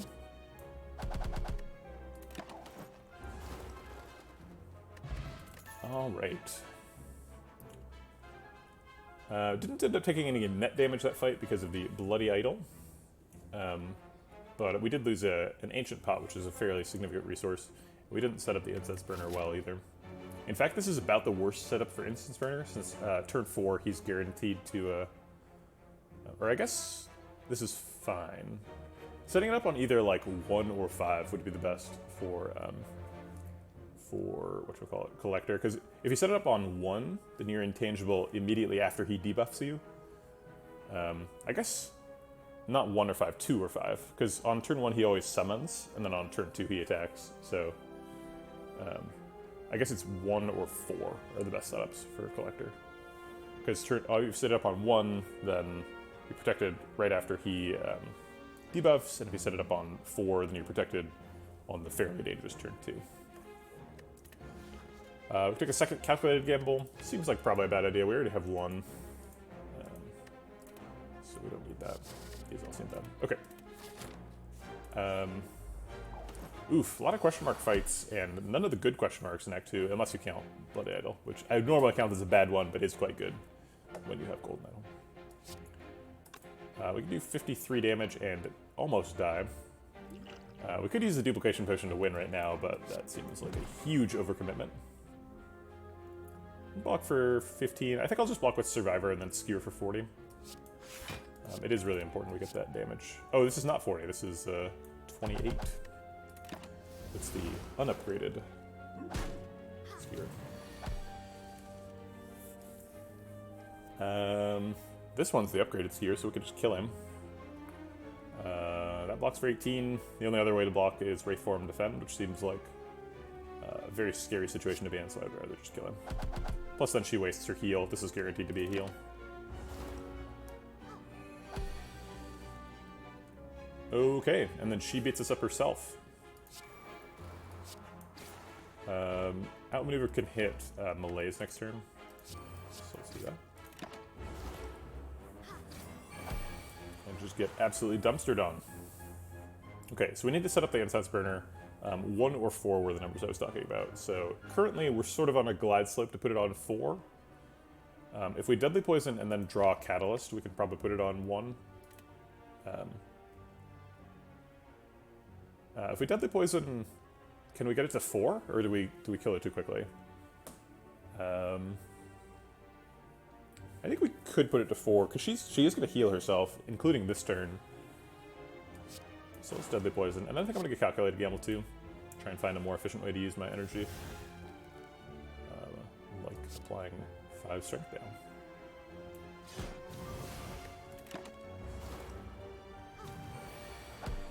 Alright, so if we kill her now, we have a pretty good setup. Not the greatest setup, I would say, but we're also at 4, so I don't have the luxury of just messing around here. Alright.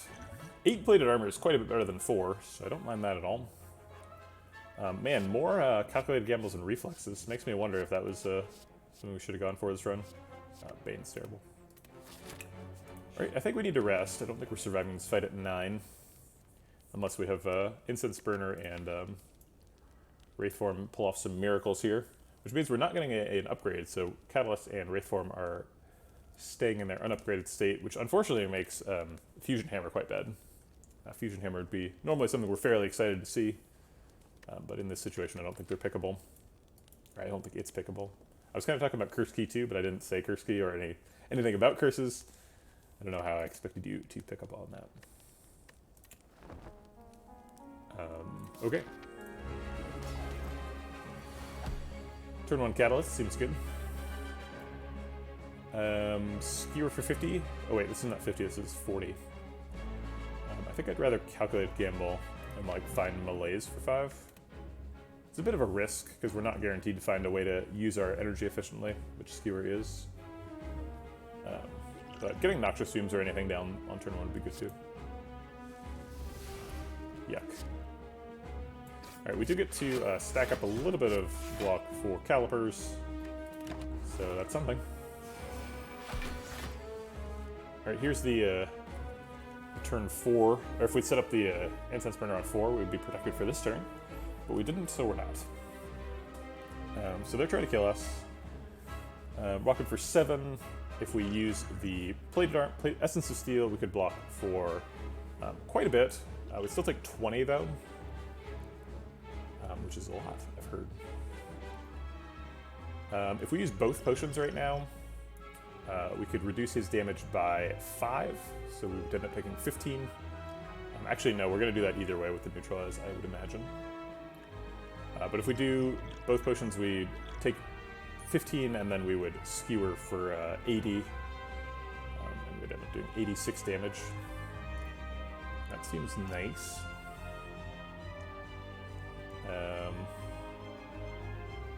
Alternately, we could just Skewer this guy to kill him and then neutralize him, and use the Plated Steel, so that we would end up blocking for taking 7. Taking 7 seems pretty reasonable. Killing one of them seems like a noble goal. Is there something else in this fight we want a Duplication Potion? Maybe a Malaise or a Noxious Fumes, I guess would be ideal. I guess the ideal situation is next turn is like Outmaneuver, Noxious Fumes, Crippling Cloud, and then the turn after that is Duplication Potion, Malaise, Deadly Poison or something. Or not Deadly Poison, but you know what I mean. Duplication Potion and Malaise is really the whole point. Alright, well I think I'll take the Skewer Neutralize line. Oh, he lost 6 attack. I miscounted that.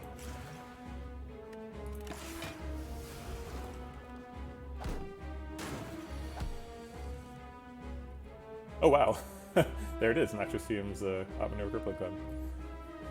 I think we're going to skip the Noxious Fumes kind of oddly to get a defend in. We definitely want to play Outmaneuver so we can set up the Dupe Pot Malaise next turn.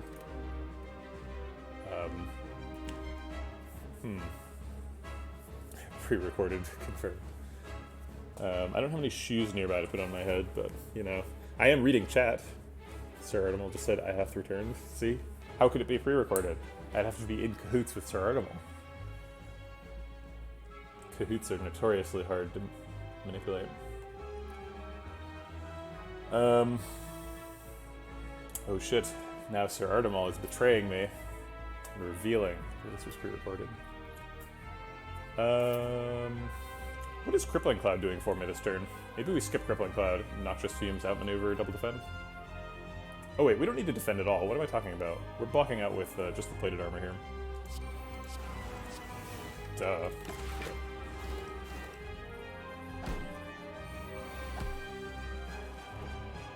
Alright, here's a big old debuff turn. If we Dupe Pot Malaise, we take 5 damage. We're intangible next turn, and he would have minus 14 strength, so he'd basically never act us, never hit us again. That's right, I'm just talking over a video. If you want that experience, I have a YouTube channel for you, which is just literally these streams. But it is pre-recorded, so there you go. So if you're watching this on YouTube, the pre-recorded meme going through chat is true for you. This is pre-recorded. But if you're watching on Twitch, it's not true. So kind of addressing two audiences here. Some complex stuff going on. If we want to play the duplication potion, if we want to take full advantage of it, we could play 2 cards. And what would those 2 cards be? Well, one of them would probably be Deadly Poison, and the other one would be Malaise. I like how on YouTube there's a chat, right? So that people have context for like who I'm talking to.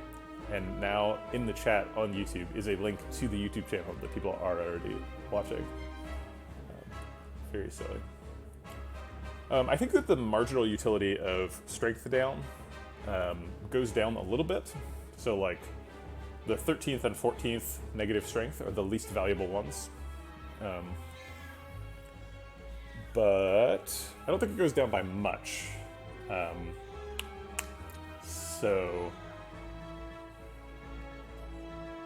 But getting 20 poison is also pretty relevant.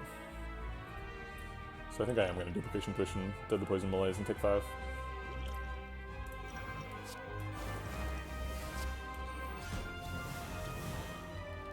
Alright, minus 12 strength. Take that, you fiend.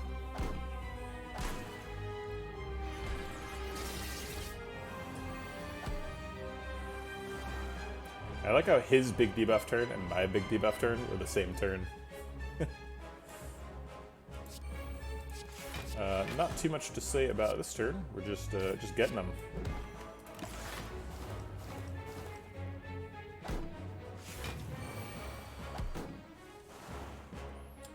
Wraithform Catalyst Defense seems fine.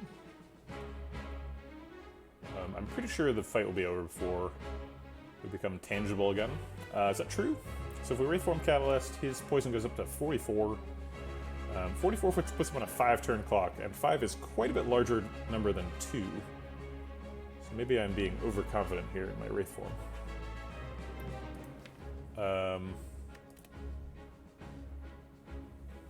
Interesting. Other things we could do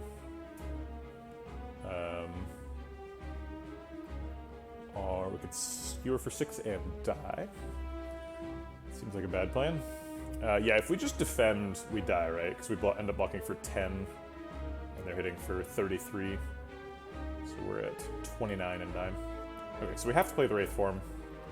So it's basically just what do we want to do with the other 3 energy. I think this is a fine time to Catalyst. It's a little bit early, but...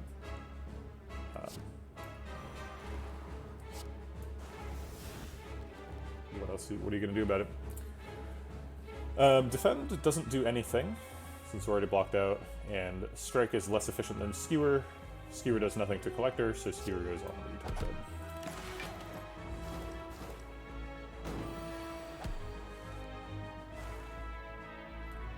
Okay, all the block does nothing. Skewer is more efficient than Strike, so Skewer has only 1 target left. Alright, hopefully he debuffs this turn. Or buffs, I'll take that. This is the last turn, so it doesn't matter if we pick Poison Stab or other things. The fight is over. Alright. It did, in fact, last long enough. Second copy of Malaise and Venom and Glass Knife are the choices here. Kind of a tough choice. Probably second Malaise. Second Malaise makes the Malaise a lot more reliable. We do have the energy card that helps us set up. I always lose track when I'm talking. Lifting weights.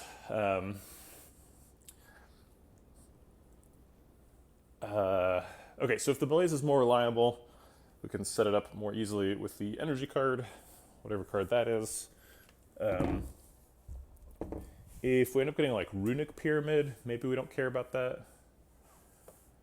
I don't think Envenom is a good pick. We have Art of War, so we've been reducing the number of attacks. Pretty much the only attacks left are the Skewers. Neutralize is still in there. Those strikes are not getting played very often. Sport Propaganda. Just trying to stay in shape. I think Glass Knife is probably not a pick. It is nice to have some front-loaded damage. We didn't find like a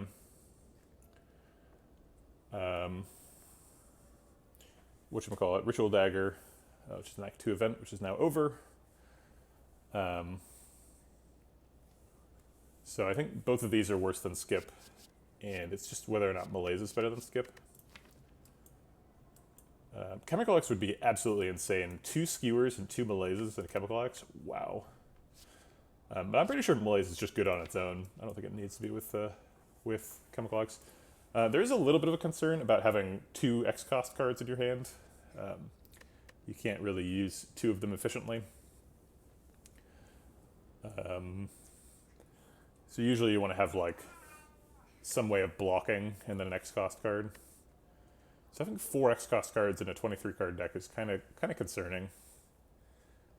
But I think I'll do it anyway.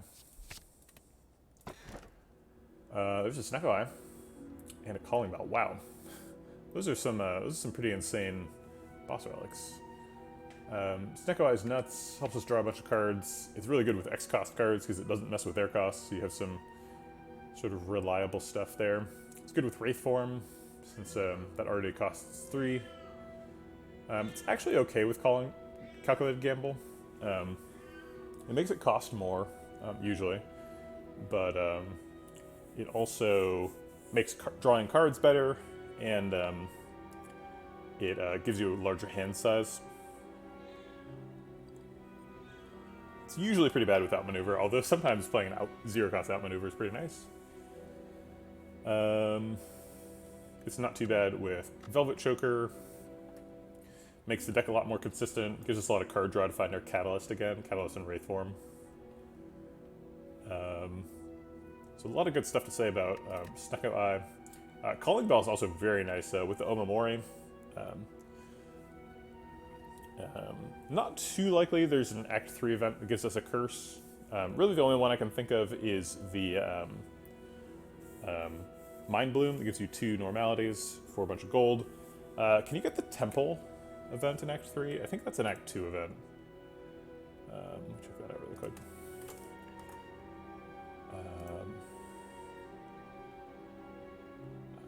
Events.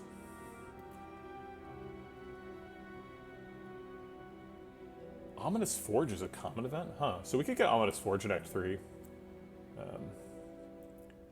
Yeah, the Cursed Tomb is an Act 2 event. That's what I was referring to. That's true, Writhing Mass. But I'd rather like use the Omamori intentionally than like try and save it for Writhing Mass, because we should be able to avoid the Parasite even with our low attack count. Let's see, what else can we say about Calling Bell? Calling Bell could give us like the Specimen or the other Poison Synergy Relic, Snecko Skull. Those would be really, really nice. We've already got Oddly Smooth Stone, which is something I was thinking about looking for. Give us like Fossilized Helix, which is super, super good. We've already got like Lantern and stuff. We're pretty good on energy. A lot of Calling Bell, a lot of random relics are like strength synergy stuff, like Duvu Doll and Gira and Vajra and stuff. And we don't really want strength scaling. So there's definitely some bad outcomes from Calling Bell.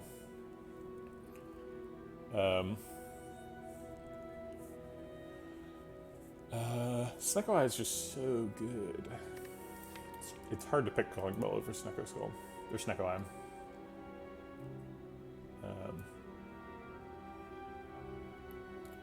Yep, there's a lot of really good relics, that's true. Calling Bell is quite a bit higher variance than Snecko Eye. They're both fairly high variance, I suppose, but Calling Bell is like a high variance thing that happens right now, whereas Snecko Skull is like increases the variance of each fight. So I feel like you should take Calling Bell if you're either really far ahead or really far behind where you think you should be. Because if you're really far behind, then Calling Bell is a really good way to catch up. And if you're really far ahead, then Snecko Eye can kill you.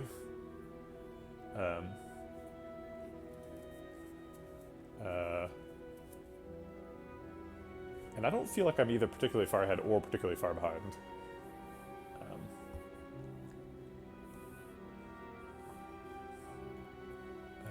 I talked about Fusion Hammer a little bit earlier, but I think we can't pick that because we need upgrades on Catalyst and Wraith Form, which is a little bit concerning because it's pretty hard to get 2 cards upgraded in Act 3, but it can happen for sure. This is not a let chat vote stream. This is not a democracy. It's authoritarian streamocracy.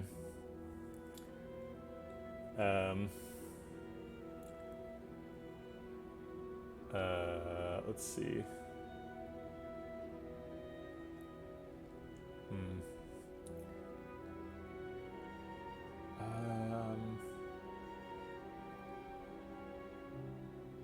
How do we get calipers to go off?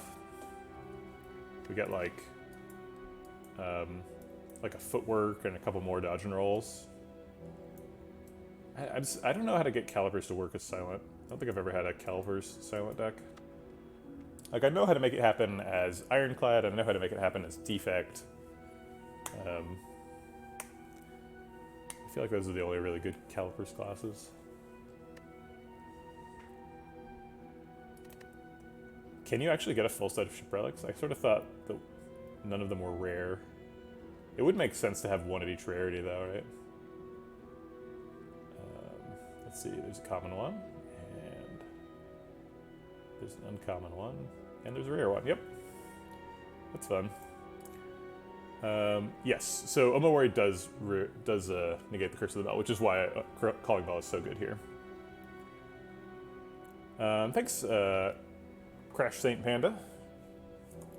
I appreciate the feedback. That's very nice of you to say. Alright, let's pick Calling Bell. It's way more fun, right? Okay. Toy Ornithopter, Blue Candle, and Pocket Watch. Well, Pocket Watch is huge. Pocket Watch basically is like the Calling Bell version of Snecko Skull, right? Or Snecko Eye. So that's great. Thanks for the following. Recreation. Oh, okay. Toy Ornithopter is okay. We do have Sacred Bark. We've had Sacred Bark for forever.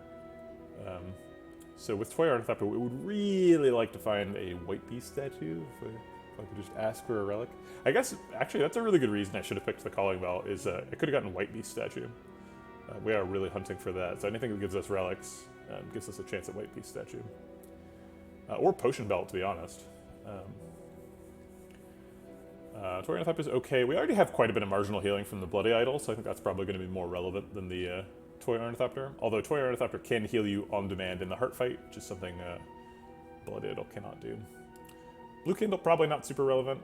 I think it's unlikely to trigger in this run, which is pretty bad. There were some bad uncommons. Blue Candle and Kunai Shuriken were all like super unlikely to ever do anything. So it's too bad we missed on uncommon, but the Pocket Watch is huge. Pocket Watch is such a great relic. Really gets us back to the Catalyst Wraith form super quick, so I'm really happy with that. And the X-Cost stuff. Alright. That's true, Toy Ornithopter, yeah, any marginal healing is going to be great. Plus we already missed, what is it called, Meal Ticket, so we're not going to get the marginal shop healing. So, yeah, marginal sources of healing are really important. Alright, we have to go here to beat the heart, which is something we are pretty interested in doing. That opens up pretty significantly. We can go anywhere here. Actually, we can't go to that one. We can go to any of these three. But this has a fire on both sides, fire in a fight. There's an extra question mark if we go to one of these two. So probably want to go to one of those. Working backwards. There's a shop here, which we probably want to go to, pick up a potion, maybe. There is no late shop. So we're going to need to plan on going to Act 4 with some money, I think. Because we're probably going to want to spend our potions during the Act 3 boss fights. And then we're going to need to rebuy in Act 4. So shop early and then save up money for Act 4 potions seems pretty reasonable. We can get there with a bunch of question marks, and then pick your elite path, basically, to...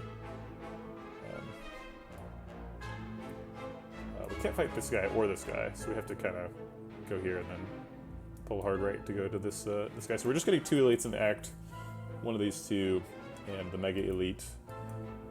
I don't think we want to go right. There's no reason to pick fights over question marks here. Question marks are really good. Plus, we're kind of delicate. We need to like set up our incense burner and like draw the wraith form at the correct time. So I don't think we're really looking for hallway fights. Hallway fights do give us potions, but a lot of our power comes from potions with the Sacred Bark. So hallway fights are like I think a net drain on our potions because we might have to use a potion to survive the fight. And I think the percent chance that we'd have to use a potion to survive a fight is probably higher than the percent chance of the fight to drop a potion. So I think hallway fights are a net negative here. Alright, let's get started. An Orb Walker. Their kind hasn't been seen since the Great War. We are intangible next turn. We could give him -5 strength, which seems good, but actually isn't. He gets a bunch of strength every turn, so Malaise basically just puts him behind. Alchemize is a rare, so you can't really count on finding it, but yeah, Alchemize would be amazing. With Toy Ornithopter and Sacred Bark, Alchemize would be a snap pick against pretty much anything. If I had Alchemize against a Wraith form, I think I'd still pick the Alchemize, which is saying like quite a bit. Wraith form's one of the best cards in the game. We could do 50 damage and take 16. It's a lot of damage to take. We could, let's see, if we Malaise for 5, he goes down to 11, and then gets weakened, losing 3 damage, going to 8. So we lose 8 health. Fumes is a little slow for this fight. I think we're probably just looking at 50 damage.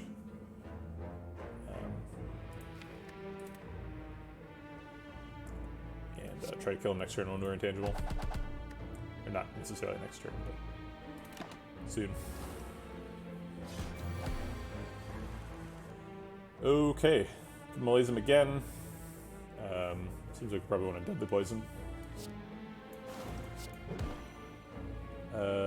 Okay, Malaise for 3, double strike are all options. I think we're double strike, dodge and roll is the plan here. Malaise is too slow, as I previously mentioned. So let's try and get there. 8 damage, 6 more. That actually doesn't do it. I guess this does. Oh, it does do it. That's true. Woman in blue could give us some potions. Second Outmaneuver. We have a Wraith form and 4 X-Cost cards. We haven't been playing the Outmaneuver every time we've been seeing it. So, I don't know. I don't know about an Outmaneuver. Yeah, I don't think we have enough card draw. Well, wait, hold on.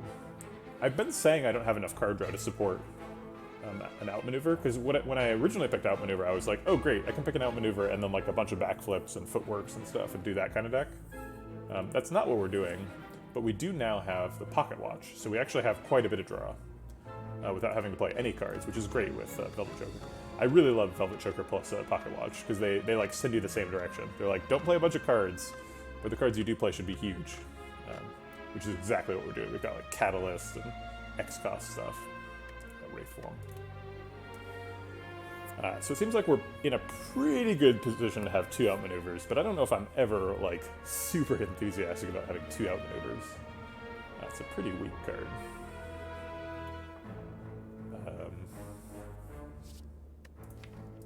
I think if there's ever a time to do it, it's right now. So I'm gonna pick it. Get those X-cost cards strong. We can't afford this. It is really nice to remove an artifact charge on turn 1. Does anybody know how Red Mask interacts with Twisted Funnel in artifact charge fights? I do not know. I'm already on the relic page, and I just went back to the relic page.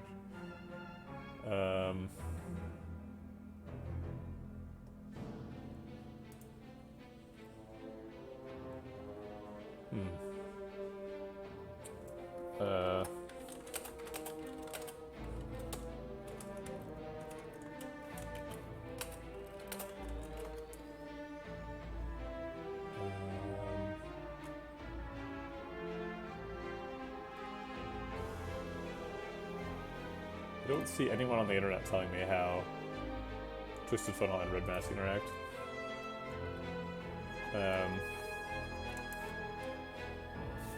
Okay, well, either way, I don't think it's worth 155 gold, especially considering that we, like, absolutely have to get potions. So I think we're leaving. But it is interesting to... I would be very curious to find out.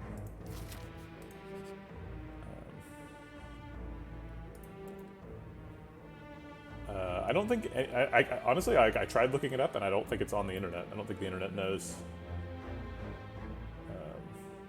I'll look up Red Mask and see if it knows. Yeah, nobody's saying. Yeah,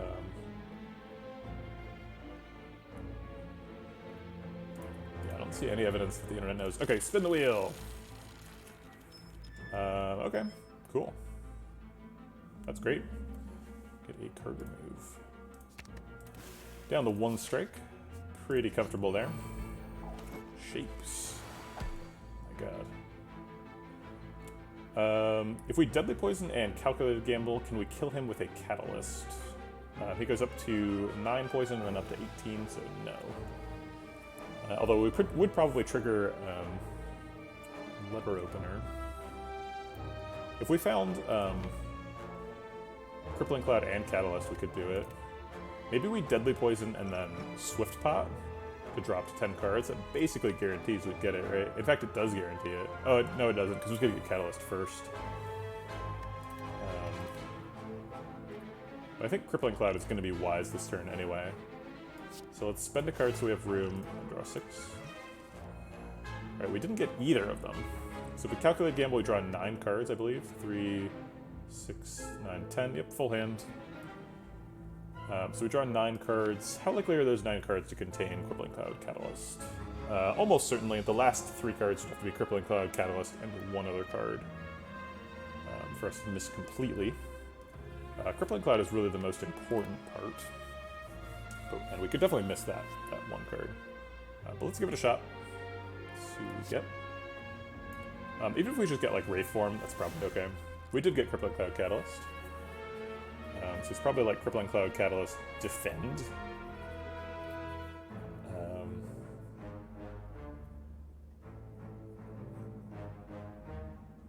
Okay.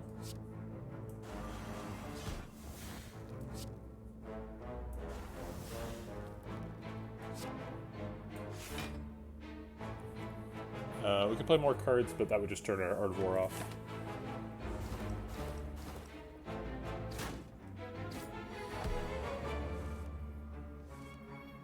We have already won. I guess Wraith Form Skewer makes us win right now. So let's do that. Actually, I'm greedy, so I'll not take the 1 damage either.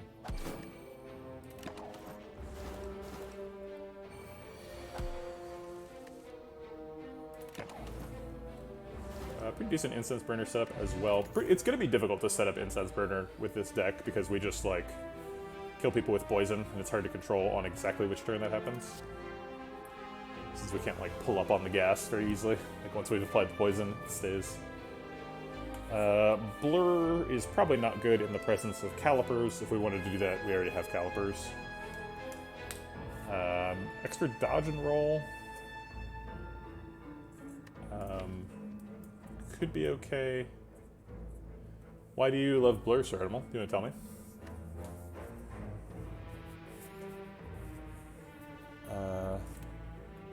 I don't think I want any of these. Dodge and roll's tempting.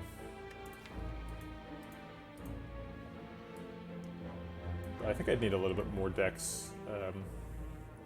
Yeah, burst is fun. I think if we have burst, we're really looking for like melees or catalysts with that, but it is okay on Blur as well. Yeah, just kidding. Okay. Let's buy some potions, right? Ooh, Wraith Form, can't afford it. Darn. There's 2 flex pots. We could get really strong. That sounds like so much fun. Go up to 20 strength and then just like absolutely nuke somebody from Orbit with a Skewer Plus.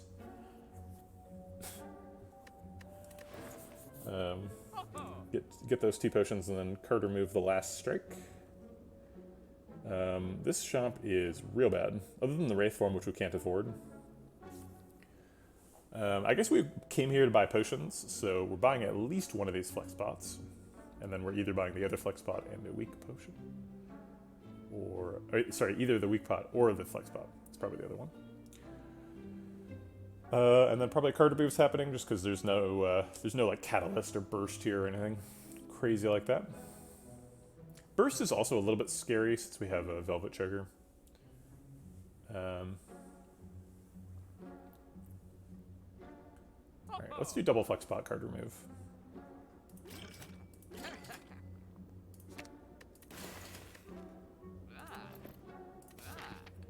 Alright, and then I think we're upgrading something and then fighting the boss, fighting the elite. Probably the Wraith Form. As much as I would like to do the Catalyst, I think we need that Wraith Form to be upgraded.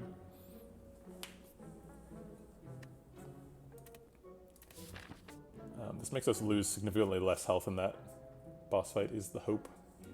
We do have another fire here before the Mega, so we should be okay to do fire than elite, rather than elite and then 2 fires.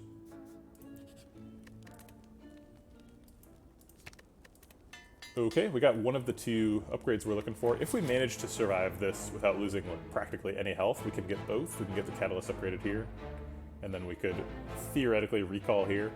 Seems pretty unlikely that we don't need to rest in the entire act, but I guess it is possible. Reptomancer is here to say no. Do we have lethal? Double flex pot. Skewer is 30 damage per energy. 30 times 5 is 150. Not lethal, but not far off.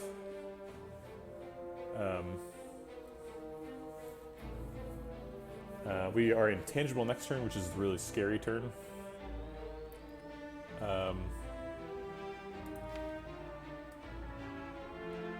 We could, so if we get her down to, if we do 150 damage, she is at 50, she takes 4 plus 3 from the poison, goes down to 43. If we, like, Crippling Cloud Catalyst next turn, is that lethal? No, because she'll have 3 poisons, so Crippling Cloud would take her up to 10, and then Catalyst would double it to 20. Hey, Crash Saint Panda, thanks for the follow. Honestly, Crash Saint Panda seems like just 3 random words. They're good words, Crash Saint Panda, but I can't put them together. They're not like drawing a picture in my mind. Is it like a panda driving a car with a halo? Getting into a wreck? I don't know. We also heal for 10 when we play the 2 flex spots. We've got some health to heal. We can't really effectively block the 18. So I think we just go for it. Who's your god now, Reptomancer?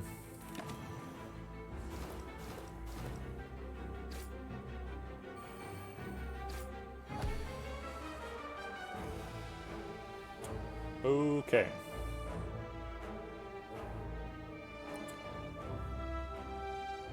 Yeah, Chemical X would be so good in this deck, my god. I've never had a deck that wants Chemical X so bad. Like, I've had a lot of decks that are like, I have a Bottled Whirlwind or something, and I'm like, man, Chemical X would be neat. But this deck is just like every turn we're doing some X-cost shenanigans. However, we've drawn all the X-cost cards, so we're not drawing one next turn. Probably want to play Wraith Form next turn, which means we need to play 3 or fewer cards here to make that happen. I probably want to play Wraith Form Crippling Cloud Catalyst next turn, which costs 6 energy, so we probably do want to play that Outmaneuver. So I guess it's like Outmaneuver, Defend, Malaise.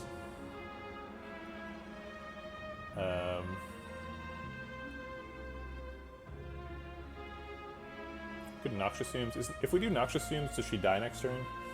So it goes up to 4 poison, and then 11, 22. So she takes 3 plus 22, that's only 25, it's not enough. But with Wraith Form, it would be lethal over turns. But I think with Wraith Form, 20 would be, or I guess 18 would be enough.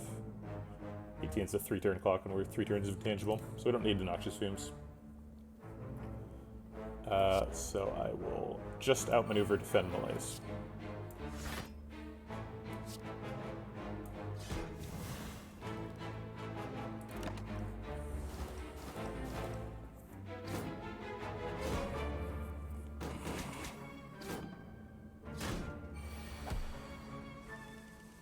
Alright, we got it all. Crippling Cloud, Catalyst, Wraith Form, so we should be good now.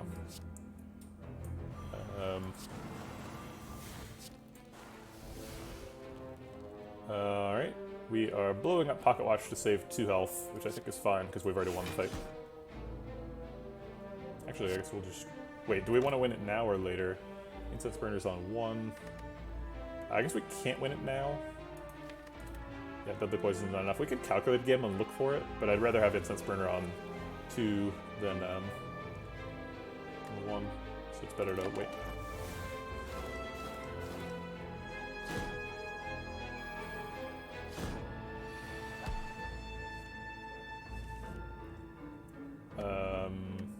Sure. Thread and Needle. Phantasmal Killer is terrible. Tactician is actually kind of interesting. If we could reliably discard Tactician or like hold on to it or something, I'd be pretty into that, because getting extra energy and playing a really big Skewer or Malaise would be really nice, but we can't reliably discard it, and I'm not willing to pivot to discard cards or retain cards. So Tactician's no. Phantasmal Killer is no. Although Phantasmal Killer plus like 2 copies of Outmaneuver into a Skewer plus is kind of insane. If we pulled that off, it would be, let's see, let's assume that we get Art of War, both Outmaneuvers, and a Phantasmal Killer procced. So we'd be up to 5 energy naturally, and then plus 5, so we'd be up to 10 energy, double damage Skewer. So that'd be 200 damage. That's a heart damage cap. So that's kind of the argument for Phantasmal Killer. I mean, that does seem like something we could potentially set up between now and the heart fight. We'd have to find a well-laid plans to get that level of setup accomplished. But it's not ridiculous. But I don't think we need it, because we're trying to kill the heart with Catalyst, I think. Infinite Blades is terrible. I've skipped 2 copies of Infinite Blades Plus already. Not taking an unupgraded one. That would be silly. Duplicate's almost certainly going on Wraith Form Plus. One of the many reasons to upgrade the Wraith Form as soon as you can. In another situation, it could go on a Catalyst or Crippling Cloud, maybe. But we really, really, really need more defensive tools, and a second copy of Wraith Form is almost certainly what we're doing. Okay. Bottle Tornado. Noxious Fumes, anyone? Yeah, I think playing a turn 1 Noxious Fumes every fight seems pretty good. I'll take it.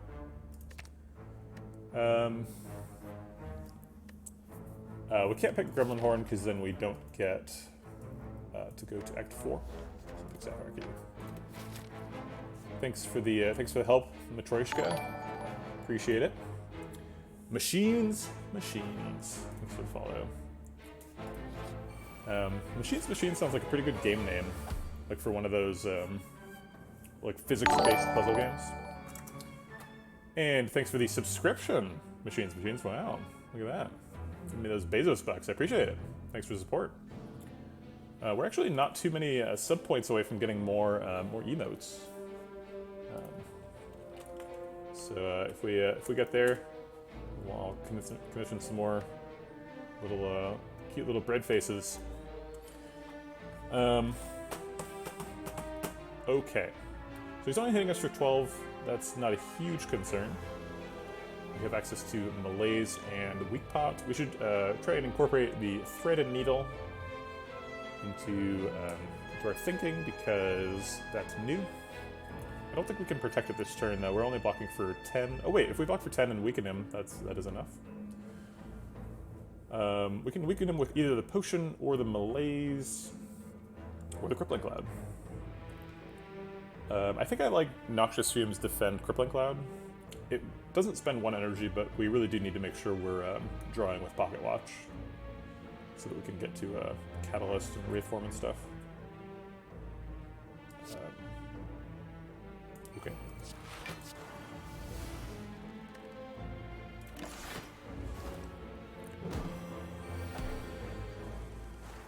I like when somebody recommends a line of play that I've just taken. I'm like, I agree. I just finished doing that thing that you were recommending.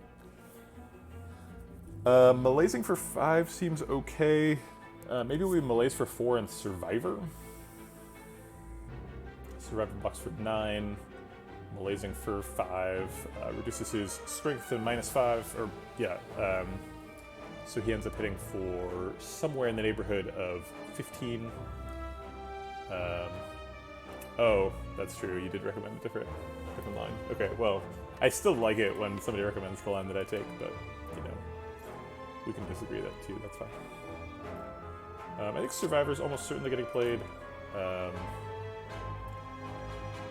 And then do we Malaise for 4 or 3? If we Malaise for 3, we could fit in either a Defend or a Deadly Poison. That also procs Letter Opener. I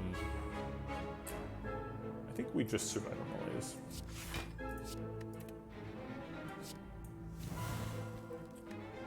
Okay.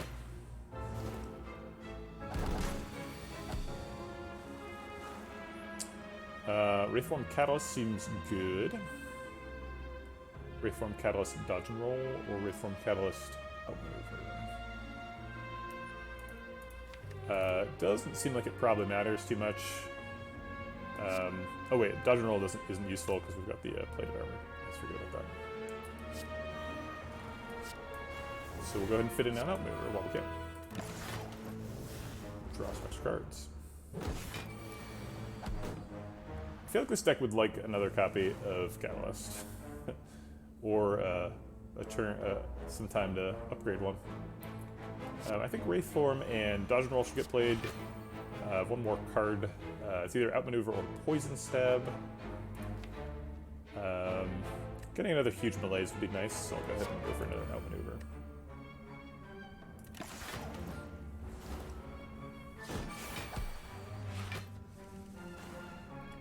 Another huge Malaise up on demand here. We do it for 7 to make him basically have 0 attack. What's our current glide slope? We're doing 28 per turn, so it seems like a 3-turn clock, is that correct? 60, 84, so it's slightly below a 3-turn clock. We can turn it into either a 3 or 4-turn clock with a strike later.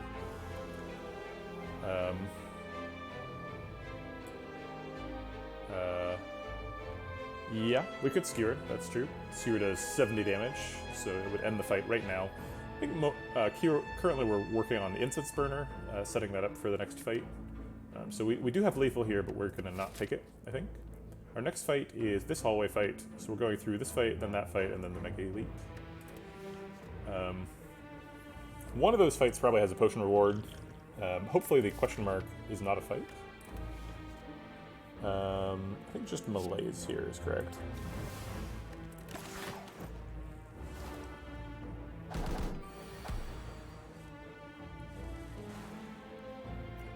We could Poison Stab, but we risk changing his intention.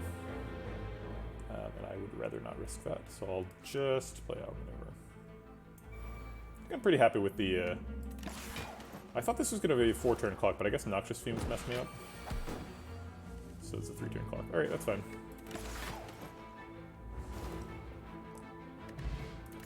Ah, a Liquid Memories has arrived. We can take a 3rd Skewer. Not without a Chemical X. Even with a Chemical X, 3rd Skewer is pretty dubious. It is a great way of turning a lot of energy into a lot of damage with very few cards, which is something this deck wants to do, but we already have 2 copies, so no thank you. Backflip is interesting. Backflip kind of spends a lot of cards to draw, so makes Velvet Choker and Pocket Watch a little bit nervous, so I think no on Backflip. Although, more defensive tools would be kind of nice. I think we're pretty much set with 2 Malazes and 2 Wraith Forms on defensive tools. And Prepared is terrible. Okay. It is not a fight, it's a Surprise Merchant. 50 gold is enough for a card remove because of the Smiling Mask. It's exactly enough. If we click this button, we could miss out on Chemical X for the run. I think we're probably just not getting Chemical X. We might just want to save the money for Act 4 potions. Yeah, I guess there's no world where we get Chemical X, huh? Because we're not going to get enough money by the time we get to Act 4. Alright, let's just click this button. Okay. We could buy a... Oh, we can't buy a Regen Pot. It's too expensive. Regen Pots are insane with Sacred Bark, so I've been looking for one of these the whole run. Now that we finally find one, can't afford it. It does, yeah. So if you don't click the merchant, so these relics we'll never see again. They're being removed from the relic pool. You can't see the same relic twice. So if there's a relic you really, really need and you wouldn't currently be able to afford, then don't click the merchant. There's very limited upside to clicking the merchant here. It's just a card remove. Beardy's probably right. If he said that, then he's probably aware because he has spent some time looking at the code, which I have not done. So it seems reasonable that the merchant gets rolled even if you don't click on them. Although disappointing. I was hoping there was a little bit of gameplay there, but maybe there isn't. So what card are we removing then? We've gotten rid of all the strikes. Our defense next? Maybe Neutralize is next? We have a lot of sources of weak with the 2 Malazes. Oh, it's probably Poison Stab. Poison Stab doesn't do much.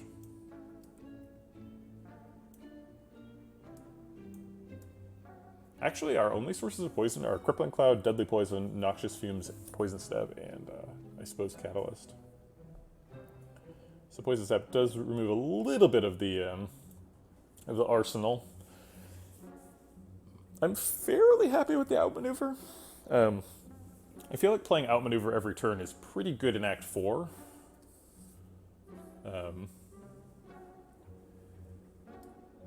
Obviously, I'd be much happier if both of them were upgraded. I think it's either Poison Stab or Neutralize. Both of them are attacks, which is terrible with Art of War, and both of them do something fairly weakly that the rest of the deck already does fairly strongly. Both of them do remove artifact charges. We are against Donu Dega, so removing artifact charges is a fairly important concern. We could remove the Calculated Gamble. I think it's quite a bit worse now that we have Pocket Watch. We're not really trying to play zero-cost cards. It does help us find Wraith Forms in emergency situations, though. But we have 2 Wraith Forms and a Pocket Watch, so I think it's going to be Calculated Gamble.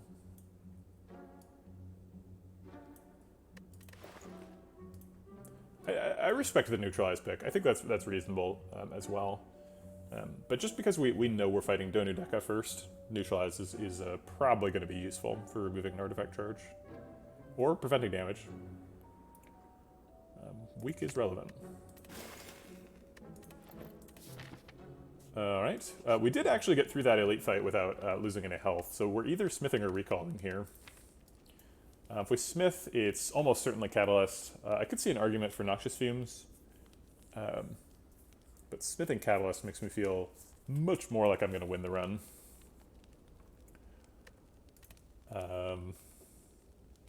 Whereas recall makes me feel like I'm trying to limp into Act 4. Yeah, if we upgrade catalyst, and this is like extra health giant head, we have a lot higher chance of actually killing him and not dying.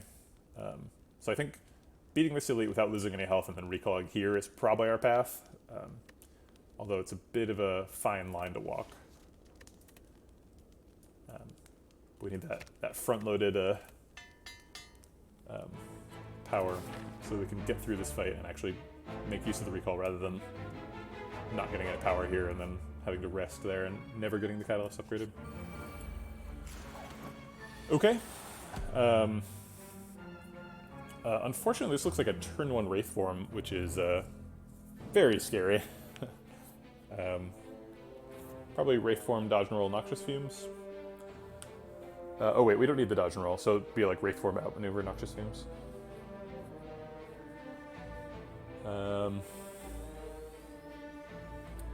Okay, I hope it's enough. Probably is. We're probably fine.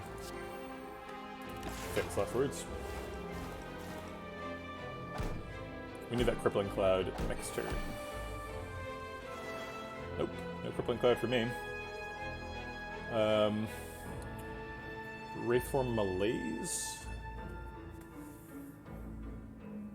Maybe Wraith form deadly poison malaise? It's crazy that we can play Wraith form deadly poison malaise and the malaise starts for 3. That's a lot of energy. 7 energy as a silent.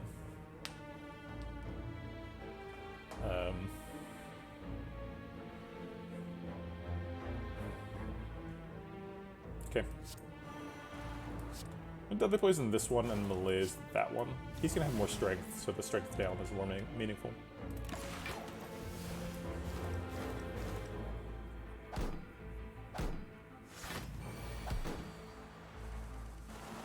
Okay, there's the crippling cloud. Do we want a crippling cloud? It's our current glide slope here. So he takes 6, then 7, then 8. 6 and 7, then 8 is 7 times 3, which is 21. So then he takes 9, 30, and then 10 is 40. So we're potentially dragging this fight out for 5 turns if we don't do anything right now. So yeah, let's not do anything right now. Okay, he's gonna die long before that, so let's malaise this guy, since he's already been malaised. Cool. And we want to drag this out basically as long as possible to set up Incense Burner for the Mega Elite. Normally in Act 3 Elites you want Incense Burner on 4, because turn 2 of Reptomancer is really dangerous, so if you set it on 4, you'll be intangible for the turn when there's 4 daggers and 2 of them are exploding and Reptomancer is multi-attacking you, which is like 100 damage turn. But Reptomancer is not an option, because we already fought Reptomancer. So we probably want Incense Burner on 5, since I believe Nemesis can attack for 45 on turn 1. I'll look that up. I've looked this up before. Ooh, they changed the Elite page. Whoa.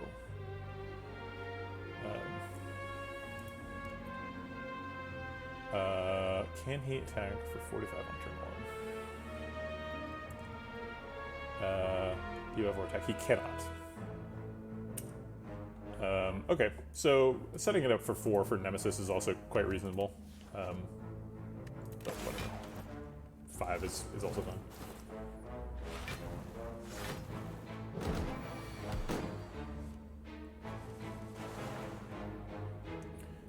Okay, they are not threatening any damage here. Let's play... Oh shoot. Here's the problem. If I try to kill them in 5 turns, he dies in 2 turns, so he actually comes back before they die. So I can't wait quite that long. So let's do Outmaneuver Poison Stab Skewer to accelerate these guys and catch them up a little bit. Make sure they all die at comparable times.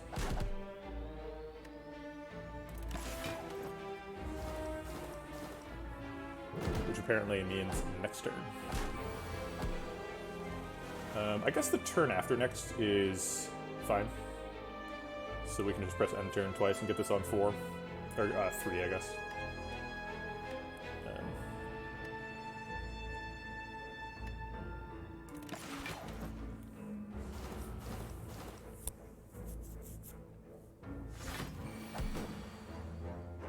If I press end turn now, do I win or lose?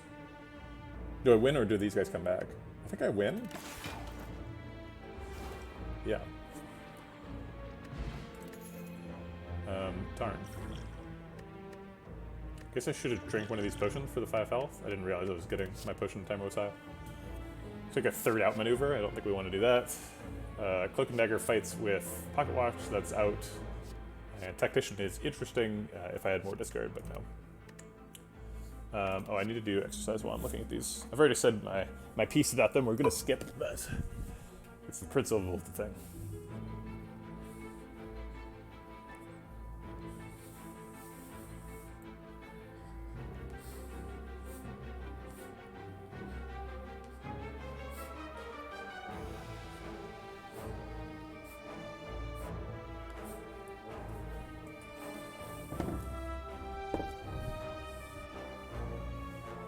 Yep, never got Corpse Explosion. Is Distilled Chaos? Wow, plays top 6 cards we drop out. I guess that's pretty bad with Velvet Choker and Pocket Watch, so I don't feel too bad about skipping.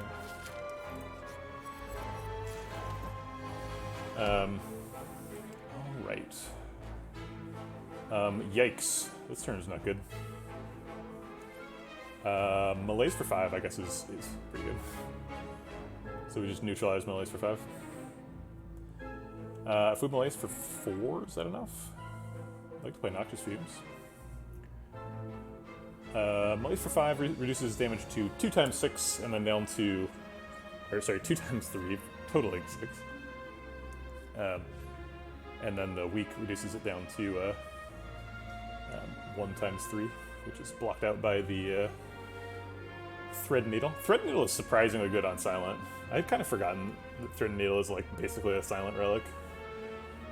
Because if you can be intangible, then that 4-plated armor is like really important.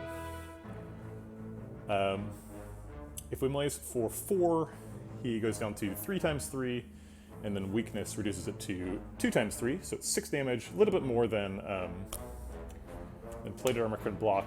I don't want to take 2 and lose 1 plated armor, but I think I'd prefer not to do that, despite the fact that losing Noxious Fumes does cost me a bit of my win condition. But we'll get there. Yeah, I'll go ahead and play Neutralize just for fun.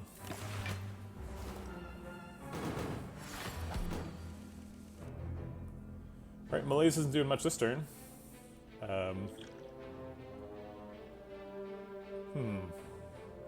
Seems like the most we can block for is 1823. She takes 4, or sorry, 3. And then we break our Pocket Watch.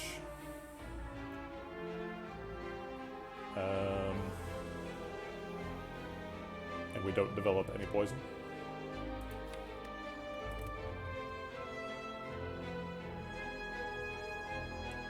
Yeah, I think that's where we're at. Malaise for 4 doesn't do much against the 45 damage attack.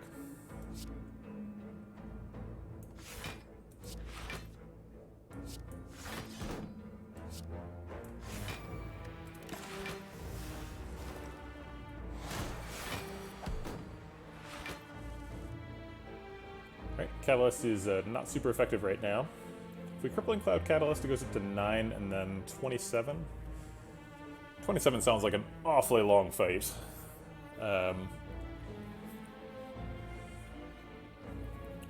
The alternate plan is Crippling Cloud Skewer, which is 7 poison and 30 damage. Hey Flintlock, how's it going?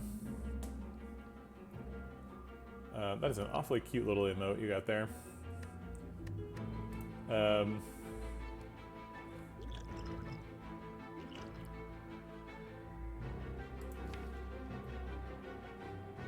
We could go grab back the Malaise and play that for 5 instead. Nah, that's stupid. Okay. Yeah, I think we're just waiting for Catalyst next cycle. Maybe even further than that.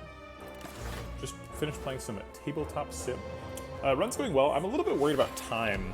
I told the Chexy people that I would play Chexy at 11, but it's almost 11 now. And I'm not done with this. Well, I would like to play Noxious Fumes, Poison Stab, Defend. To keep the plated armor whole and develop a bunch of poison. But there are 2 Wraith forms in my hand, so if I don't play either of them, I might get hit with the 45 damage attack again. But I don't think I can afford skipping more poison. We need to be ready for Catalyst when it comes. So let's play this line. No, I'm not really going to change my playstyle. I'm not sure what I'm going to do, though. Deadly Poison, Catalyst, Defend is... or I guess Dodge and Roll is probably happening.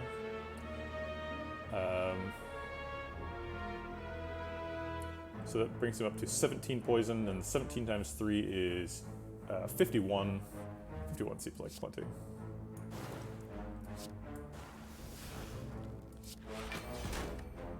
Okay.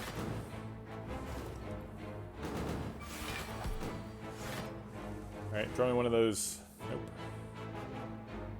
I was looking for a... I guess we can Liquid Memories back a Wraith form. Looks like we can't block for much this turn. Our max block is 9. He's already weak, so Neutralize doesn't do anything for us. Neither is Malaise. I guess Malaise is 5 strength down, but that would only block for 6 effectively.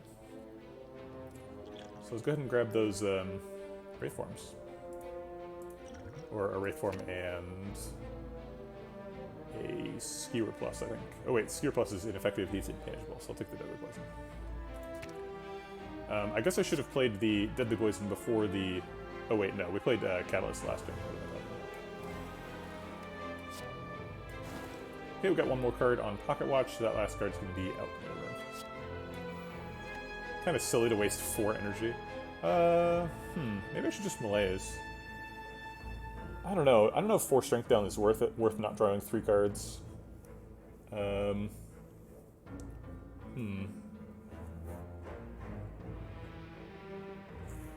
an interesting question. He's already, well, he's not actually dead in 3 turns. He's dead in 4 turns. Is he dead in 3 turns? No. Yeah, 4 turns if we count this one. Okay, it doesn't matter. Yeah, let's Malaise. It helps us a little bit for the next... Oh wait, it doesn't matter, because we have 3 turns of intangible. So it doesn't matter what we do, no matter what.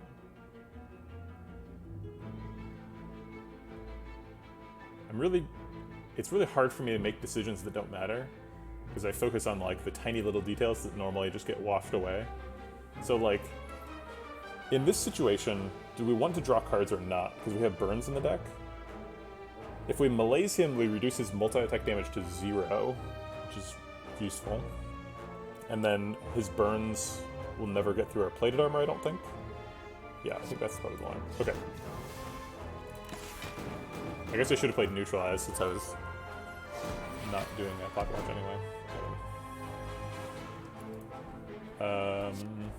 Sure.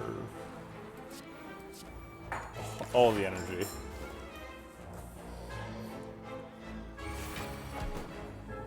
Unfortunately, it looks like we're setting Incense Burner on 0.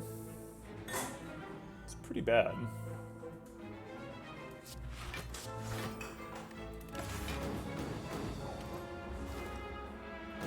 There's not really anything we can do about it.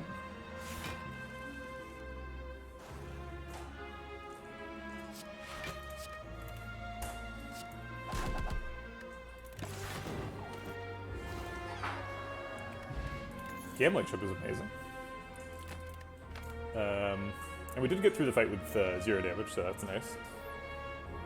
Second Deadly Poison. If we end up skipping Noxious Fumes again, the Deadly Poison was a pretty useful backup to get us back into Catalyst range, but I think we just don't skip Noxious Fumes is the answer. do skip this reward. Okay, Force Take Recall here. Pretty healthy, so feel pretty good about that. I would have liked to get a 2 potions for the bosses, but it's just not where we're at. Alright, so we need the Noxious Fumes to happen this turn. We need to block for 24 as well. Wraith Form theoretical blocks for 24. That seems pretty scary to Wraith Form on turn 1. I'm not sure what the other plan is, though. Because Malaise is not going to hit Deca right now. Crippling Cloud doesn't hit him either. I guess we could, like, neutralize Crippling Cloud and then the weak hits Deca. Weak currently blocks for 8, so we get for 16 instead of 24. But we have a weak potion for that. This turn's kind of gross. We're too slow for this fight. So maybe we do just Wraith Form this turn? Noxious Fumes, Wraith Form, Outmaneuver?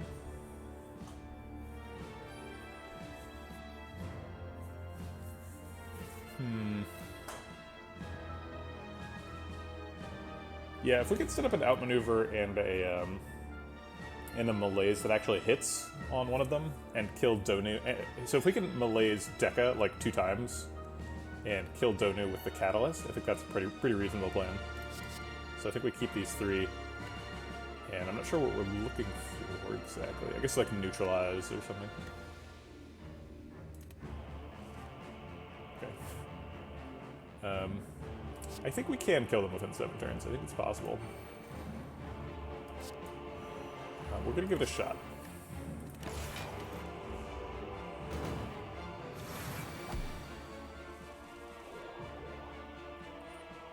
Okay, Crippling Cloud removes the last of the debuffs, and then we can land a Malaise for 6 on Deca. Just something I said I wanted to do. A little too early for Catalyst. There's no poison to get rid of, so... it is a little unfortunate to lose the 7 AoE poison onto, whatchamacallit, artifact chargers. I guess we could use the weak pot on Donu. That's true, we could skewer for 80. 80 is not really... 80 doesn't really stack up in this fight. You know, we need to do 80 damage 4 times. I think this turn is too important to not Malaise. Like, Malaise is huge in this fight. We absolutely have to, like, these Malaises need to be big, and this is the first time we're seeing both, so...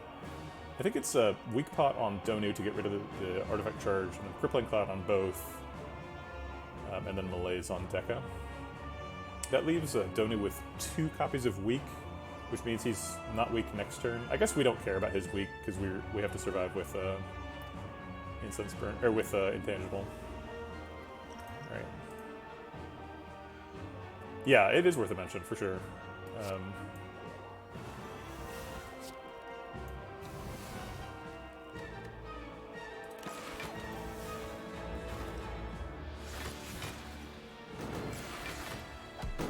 Alright, we need this poison to stack up really quick so that we're ready for the Catalyst on Donu. And we're almost out of Intangible, so we're running out of time. Seems like Deadly Poison, Poison Stab is part of the turn.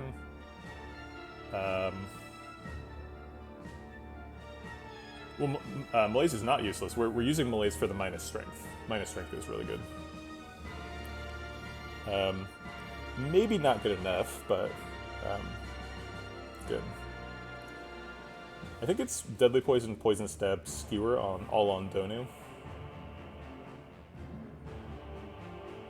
It's possible we can get ourselves into such a good position on Donu that we can use the Catalyst on Deca. Seems unlikely, though. I think we're hoping for Catalyst next turn to kill Donu.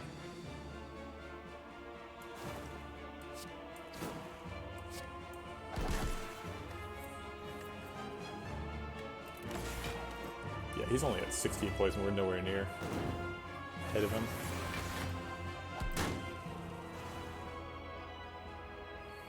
Okay, seems like we need another Wraith Form, because he's attacking us for 36, and that's too much. Wraith Form Catalyst seems like it needs to happen. He's at 17, so we'd go up to 51. Puts him on a 4-turn clock, which is pretty long. I don't know if we're getting there. We do have Incense Burner, so we're going to be intangible for 4 turns. Do we ever just take 36 here to, like, Catalyst Malaise?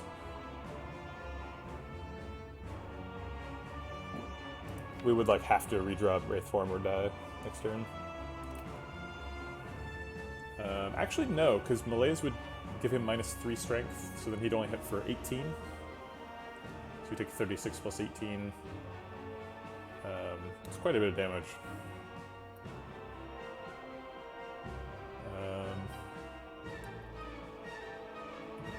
So if we Wraith Form Catalyst, he goes up to 51, 51, 52. Yeah, it's going to be 4 procs, I think. Assuming we can do, like, the whatever 12 damage he's going to have left over. Which means he's getting 2 more buff cycles in. Which means our plan of malaising Deca to 0 is probably not working. But maybe we can set up like a double outmaneuver malaise. That might be our out. Is to get Deca to 0 attack. I don't know if that's happening, but I think we have to try.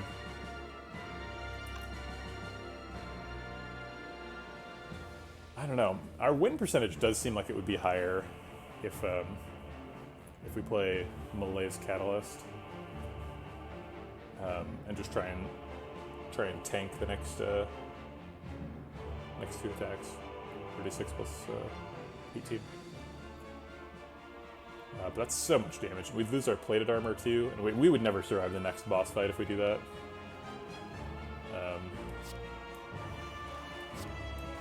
We have to give it a shot. We could Malaise now for a letter opener proc. Oh wait, no, that wouldn't even work. And Malaise is a U resource.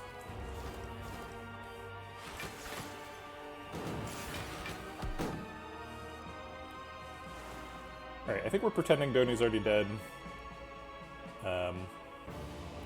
And this seems like too early of a skewer. Let's see, or Malaise. I don't know if this does enough. So I think we're just playing like Poison Stab, Outmaneuver, Skewer.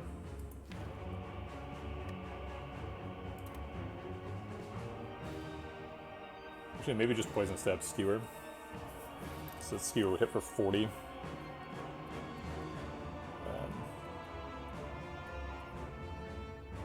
Yeah, we need to get rid of his plated armor too.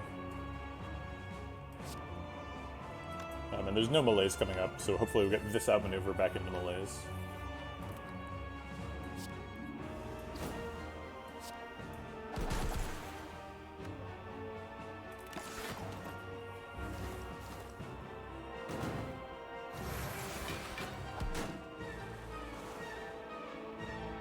Alright, we missed the outmaneuver.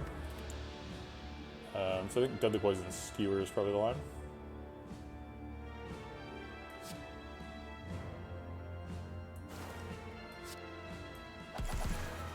And neutralize for whatever. The last card. Alright, I don't know if we got there, but this is what we got. Maybe we should not have assumed that Donu was dead, because we don't really want to get another buff cycle here.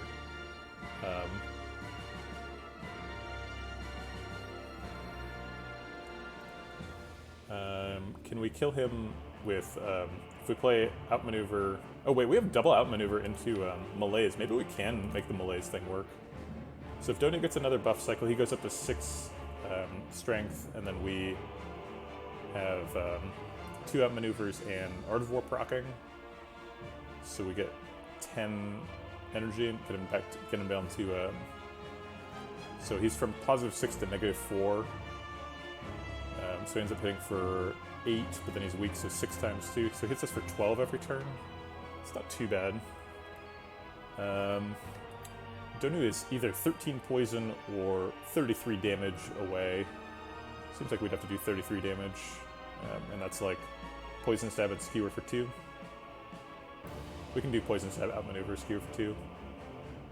Oh wait, this is not the Skewer Plus, this is the Skewer Minus. So we can't even do it, right? Because this is only 28 damage, and that's not enough. Okay, so we can't kill Donu this turn. So we should do double outmaneuver, and then no Poison Stab? Yeah, I think we skip Poison Stab to get extra energy for the malaise that we absolutely have to get. Okay. One silent with a malaise and a dream.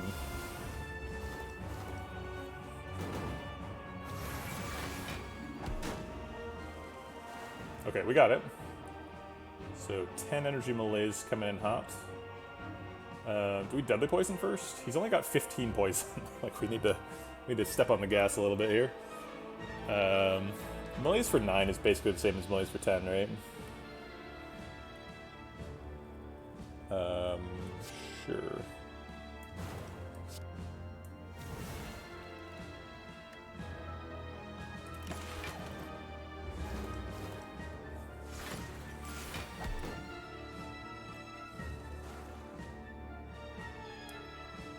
Now I guess we're just trying to punch him to death. Because these do nothing.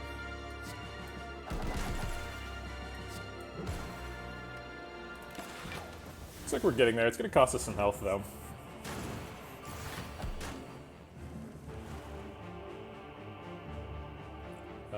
Skewer for 40, and then do...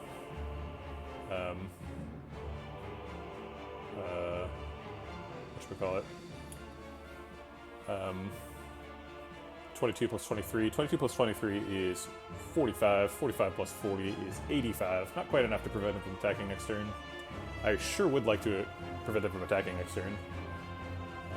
And I think the way to do that is Deadly Poison, double Outmaneuver, redraw Skewer. It's approximately a 50% chance, right? So we have a 15 card deck currently. Sure.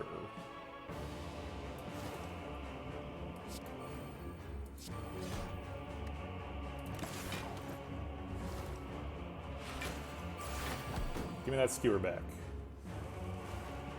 Get Skewer minus. So 10 times 7 is 70. Seems like enough. Right? Wait, is it? He's at 76, he's taking... Yeah, it is enough. Okay, because 6 is smaller than 10.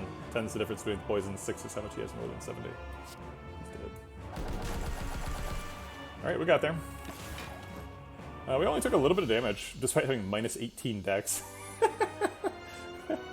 Alright, we survived a turn 1 Wraith form, and we set up Instance Burner on 5, so that's pretty nice. That worked out well. Okay. A little bit of a different fight here. Orange pellets would have been nice, that's true. I'm pretty sure Catalyst is useless this fight. Malaise is going to be huge here again. Definitely have to develop Noxious Fumes this turn, but we are not taking any damage, so we don't need defense.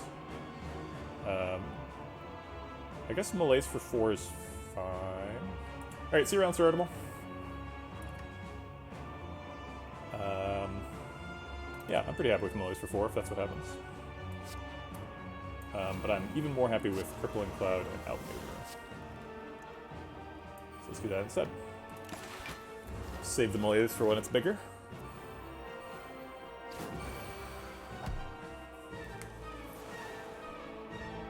Alright. We could Skewer for 70. It seems good. Or we could just Malaise for 7. We end up taking 4 damage if we do that. I guess we can defend Malaise for 6. Malaise for 6 still...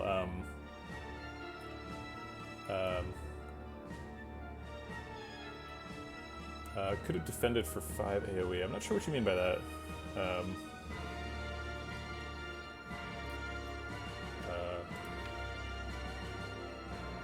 Oh, you mean for letter opener? Yeah, that's true. But talk it. Actually, didn't we have an extra? Wait, didn't we only play 2 cards last turn? Oh no, we played Crippling Cloud, Outmaneuver, Defend. Is that what it was? Wait, Crippling Cloud, Outmaneuver, Defend would have gotten a letter opener proc. I don't remember last turn well enough. I guess that's what I'm saying. Okay, so it seems like Malaise for 6 is good enough to reduce his damage to 0. As long as we don't play any more powers in phase 1, he's basically not a threat anymore. So we just have to deal with the cultist after that. And they're both on 3-turn clocks, so not a huge deal there either. So pretty happy with Defend Malaise. And I guess we can neutralize 2. Neutralize costs us an energy next turn because of the Art of War. We do have a skewer coming up. But it's the skewer minus. I don't know. Maybe we don't care about the energy. But I don't really care about the weak either. Neutralize doesn't cross any breakpoints with these. They're dead at 3 turns with or without neutralize. And I think the 7 turns of weak is plenty. So we're going to hold the neutralize. He was already weak, so I did all my math wrong. That's embarrassing. So he's going to hit us for a bunch and take all our plated armor away. Oops.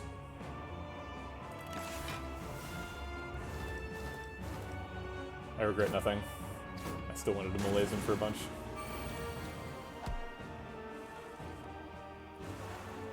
Probably don't want to play Wraith Form since this fight is kind of long. But we don't have very many other ways to block. It's just Survivor Defend. We can block for a little bit by killing one or both of these guys. If we Poison Stab, that does 9. He dies to 8 damage. So Poison Stab him, Skewer him. That Skewer only needs to use 1 energy, so we got 3 energy left to play with. So I guess that would be like Defend, Survivor, Deadly Poison. Defend, Survivor blocks out the Awakened Ones. That seems pretty good. We are breaking Pocket Watch, obviously, but whatever. Forgot about the Letter Opener proc. Okay, we've managed to get this fight, I think, under control without playing a Wraith Form. So we should be good to just not play any more cards, any more important cards. So I'm going to speed up my play a little bit here. While we wait for him to die to Noxious Fumes, basically. We can actually just land another big Malaise on him here. Malaise for 5 means he's going to have -7 strength for the next phase. That seems like enough. It would be nice to land an even bigger one. That seems fine.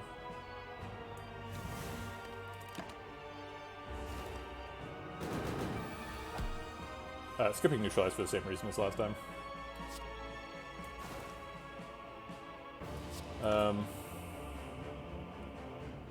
There's not really any benefit to playing Outmaneuver here, so I think we're going to try and build up some Calipers value, if that's possible. It's probably not, but maybe.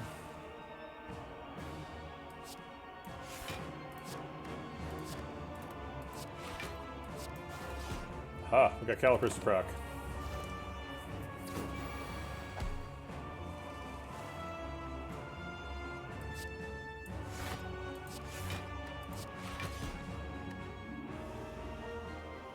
Maybe we don't care about Pocket Watch. Maybe we just defend, dodge, and roll. Try and get the Calipers really rolling. I mean, if we could go into the next phase with like 100 block, I wouldn't mind that at all.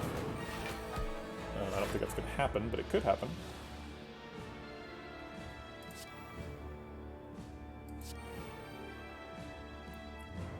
Not sure what we're doing with 10 energy next turn. Maybe Skewer Plus. There it is. So we can do 100 damage. He would not die.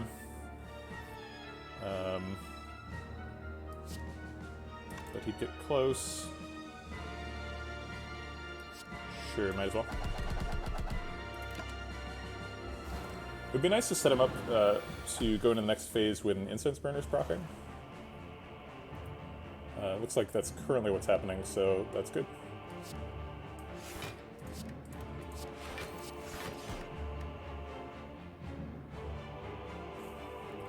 I'll only play 3 cards next turn. But maybe build up Cavalify. Oh, I guess that's not happening. Okay, whatever. Okay, so he's dead. Okay, whatever. And we're intangible. And we've drawn a bunch of cards. Okay. He's only attacking for 1. Oh, it's because we're intangible. I know how this game works. Double Outmaneuver, dodge and roll seems fine. Set up for a big Skewer, maybe.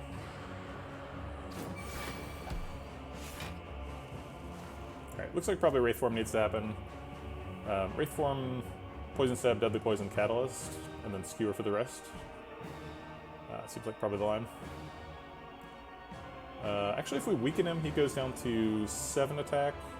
We should have saved him Malaise for the second phase. He doesn't keep negative strength. He just you can just purge his positive strength is the negative strength trick on Awakened 1.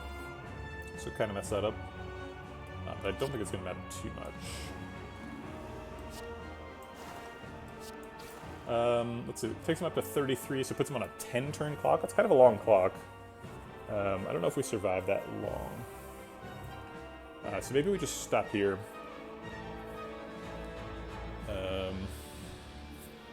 So that we're drawing more cards next turn. And try to set him up with Catalyst next time. Because we'll draw Catalyst in like 2 turns, and then in 2 turns it'll be like a 3-turn clock, so it's like 5 total. So I think we'll just leave it there. Even though we're skipping 50 damage, I think it's worth it to draw 3 cards.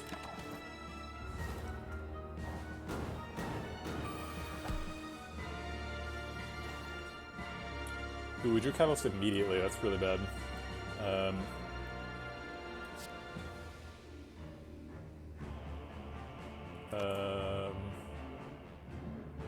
think. I guess if we Wraith Form and then generate some block, we might be able to Calipers. No, that's not happening.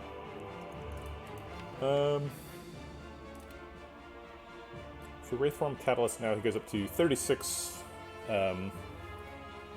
poison, which kills him in 10 turns, and we have 5 turns of intangible. I think that's unacceptable. I don't think we can last that long. So we're skipping Catalyst and playing Wraith Form. And dodge and roll. Do we need to get extra energy, or should we play Neutralize? Extra energy gets us a bigger Skewer, which is more damage than Neutralize. I guess Neutralize could theoretically block at some point, but it's not really relevant now while we have 5 intangible. Alright. 5 energy Skewer is fine. Not super impressive. The Deadly Poison and Poison Set have to happen. So let's play those. And we've already played an attack, so we might as well Skewer for 30.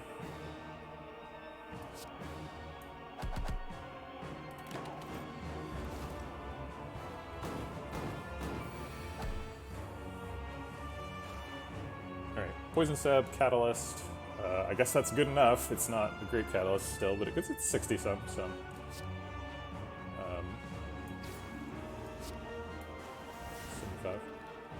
It's kind of like 60-some.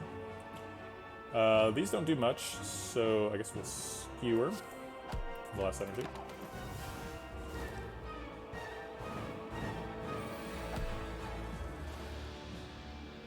And it looks like we're getting there in time. Okay. Not a good incense burner setup for the next fight, but it doesn't have to be great.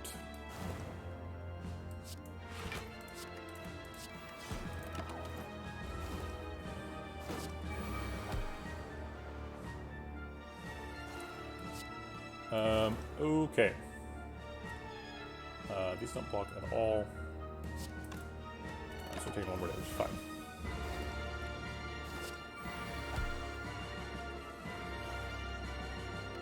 And we press end turn to win. Cool. Made it through the bosses. That's neat. Alright, I'm late for my my Chexy stream, so let's finish this Act 4 quick. So we can get over to that. I'm not good at doing things quick. We already got the Catalyst upgraded. I think Noxious Fumes upgrade is pretty important. Let's go ahead and grab that. So turn 1 play most of the time. 38 gold is probably not enough to do anything important. The only thing we can do is Cloak and Dagger, and we definitely don't want that, so we're skipping. Alright, we are surrounded. Turn 1 Noxious Fume is really important. Probably don't want to play Wraith Form yet. Outmaneuvers and Poison Stab are not good. Okay, Crippling Cloud blocks for us. A little bit unfortunate to lose the weak, but that's how it is. We're already blocked out, so we don't need to play a 3rd card.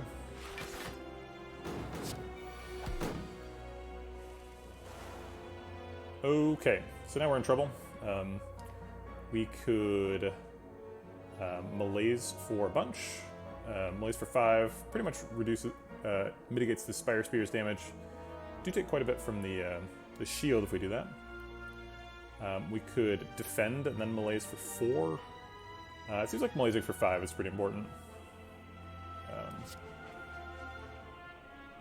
It's going to take his base damage down to 5 times 4, and then he's going to end up hitting us for 3 times 4. Which I hope is enough.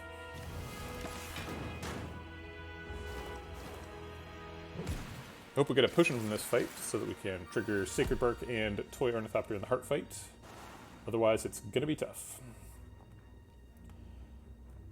We can Malaise the Spire Spear again to get him down to 0 attack, which is huge, and then neutralize to turn around and block.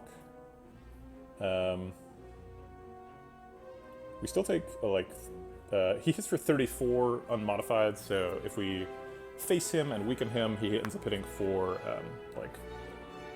25 or something. We could Survivor, Malaise, neutralize, to block some of that damage, which I think we're going to need to survive the heart fight. So let's do that.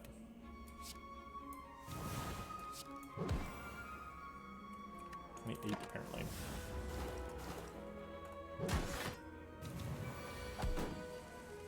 Alright, we don't care about Spire Spear anymore, he's done. So we can just Deadly Poison Spire Shield. He'll literally never attack us again. Wait, why is that? Doesn't he hit for 10? Why is -7 strength enough? I guess I'm not going to worry about it if he's not hitting us currently. Maybe he starts with some positive strength? I think he does. Yeah, he normally hits for 10, but it's because he had strength, and now he's negative strength. Okay. Outmaneuvers for next turn, defend to block the burn damage. And eventually we're going to Catalyst on Spire Shield, I think. So now he's hitting for 1. Interesting. That's a good enough Catalyst for me. So we're going to defend and I think Poison Stab Catalyst. We have Pocket Watch proccing now. We're not quite blocked out. I think we'll go with Defend Outmaneuver.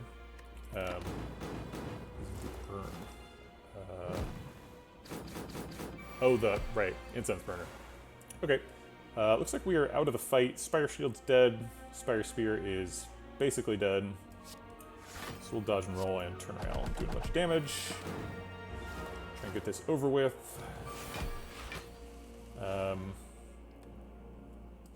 Skewer for a bunch. I guess Deadly Poison is more damage efficient than Skewer. And neutralize the 3rd card we can play.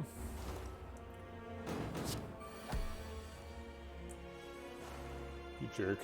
Burning me. Double Defend doesn't quite block out enough. Not anything we can do about that. We're not dying.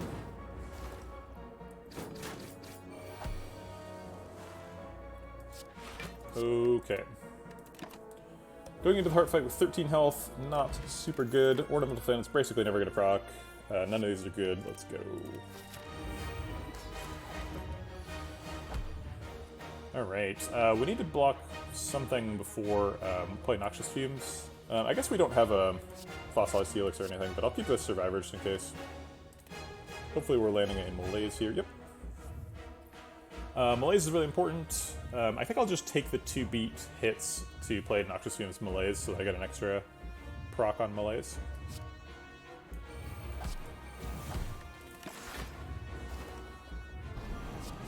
And hopefully it's the multi-attack first, so I have a turn to set up. Nope. Oh wait, that's perfect. It's the big attack versus the Incense Burner. Love it.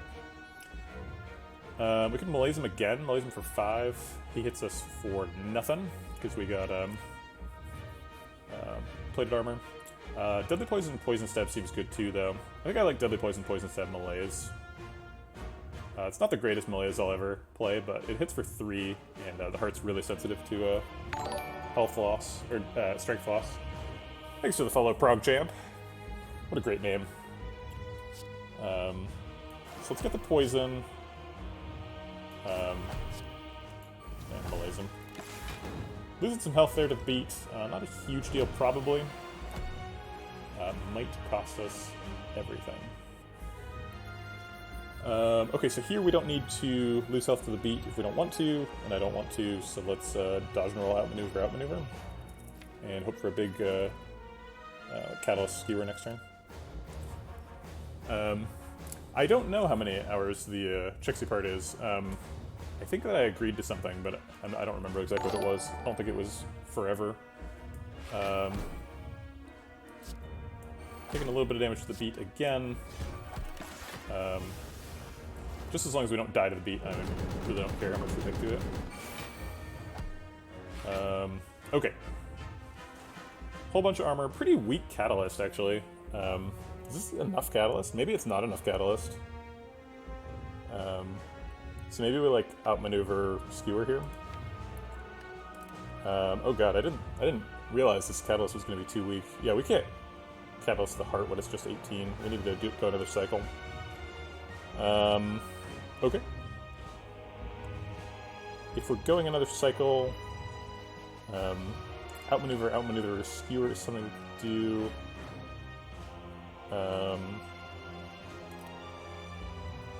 I think just Skewer is fine though. 100 damage is 100 damage.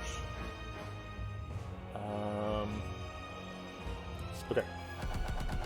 Yeah, the outmaneuvers don't have any malaises to hit anymore, and the Skewer Plus was in hand, so they didn't have a ton of value. Alright, looks like we're dying here. The heart. He kills you sometimes. Okay. Yeah, we didn't draw our intangible at the right time here.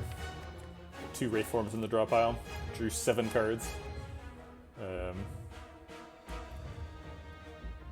think we had like a 70+% chance to draw a Wraith Form there, but we didn't do it, so we died.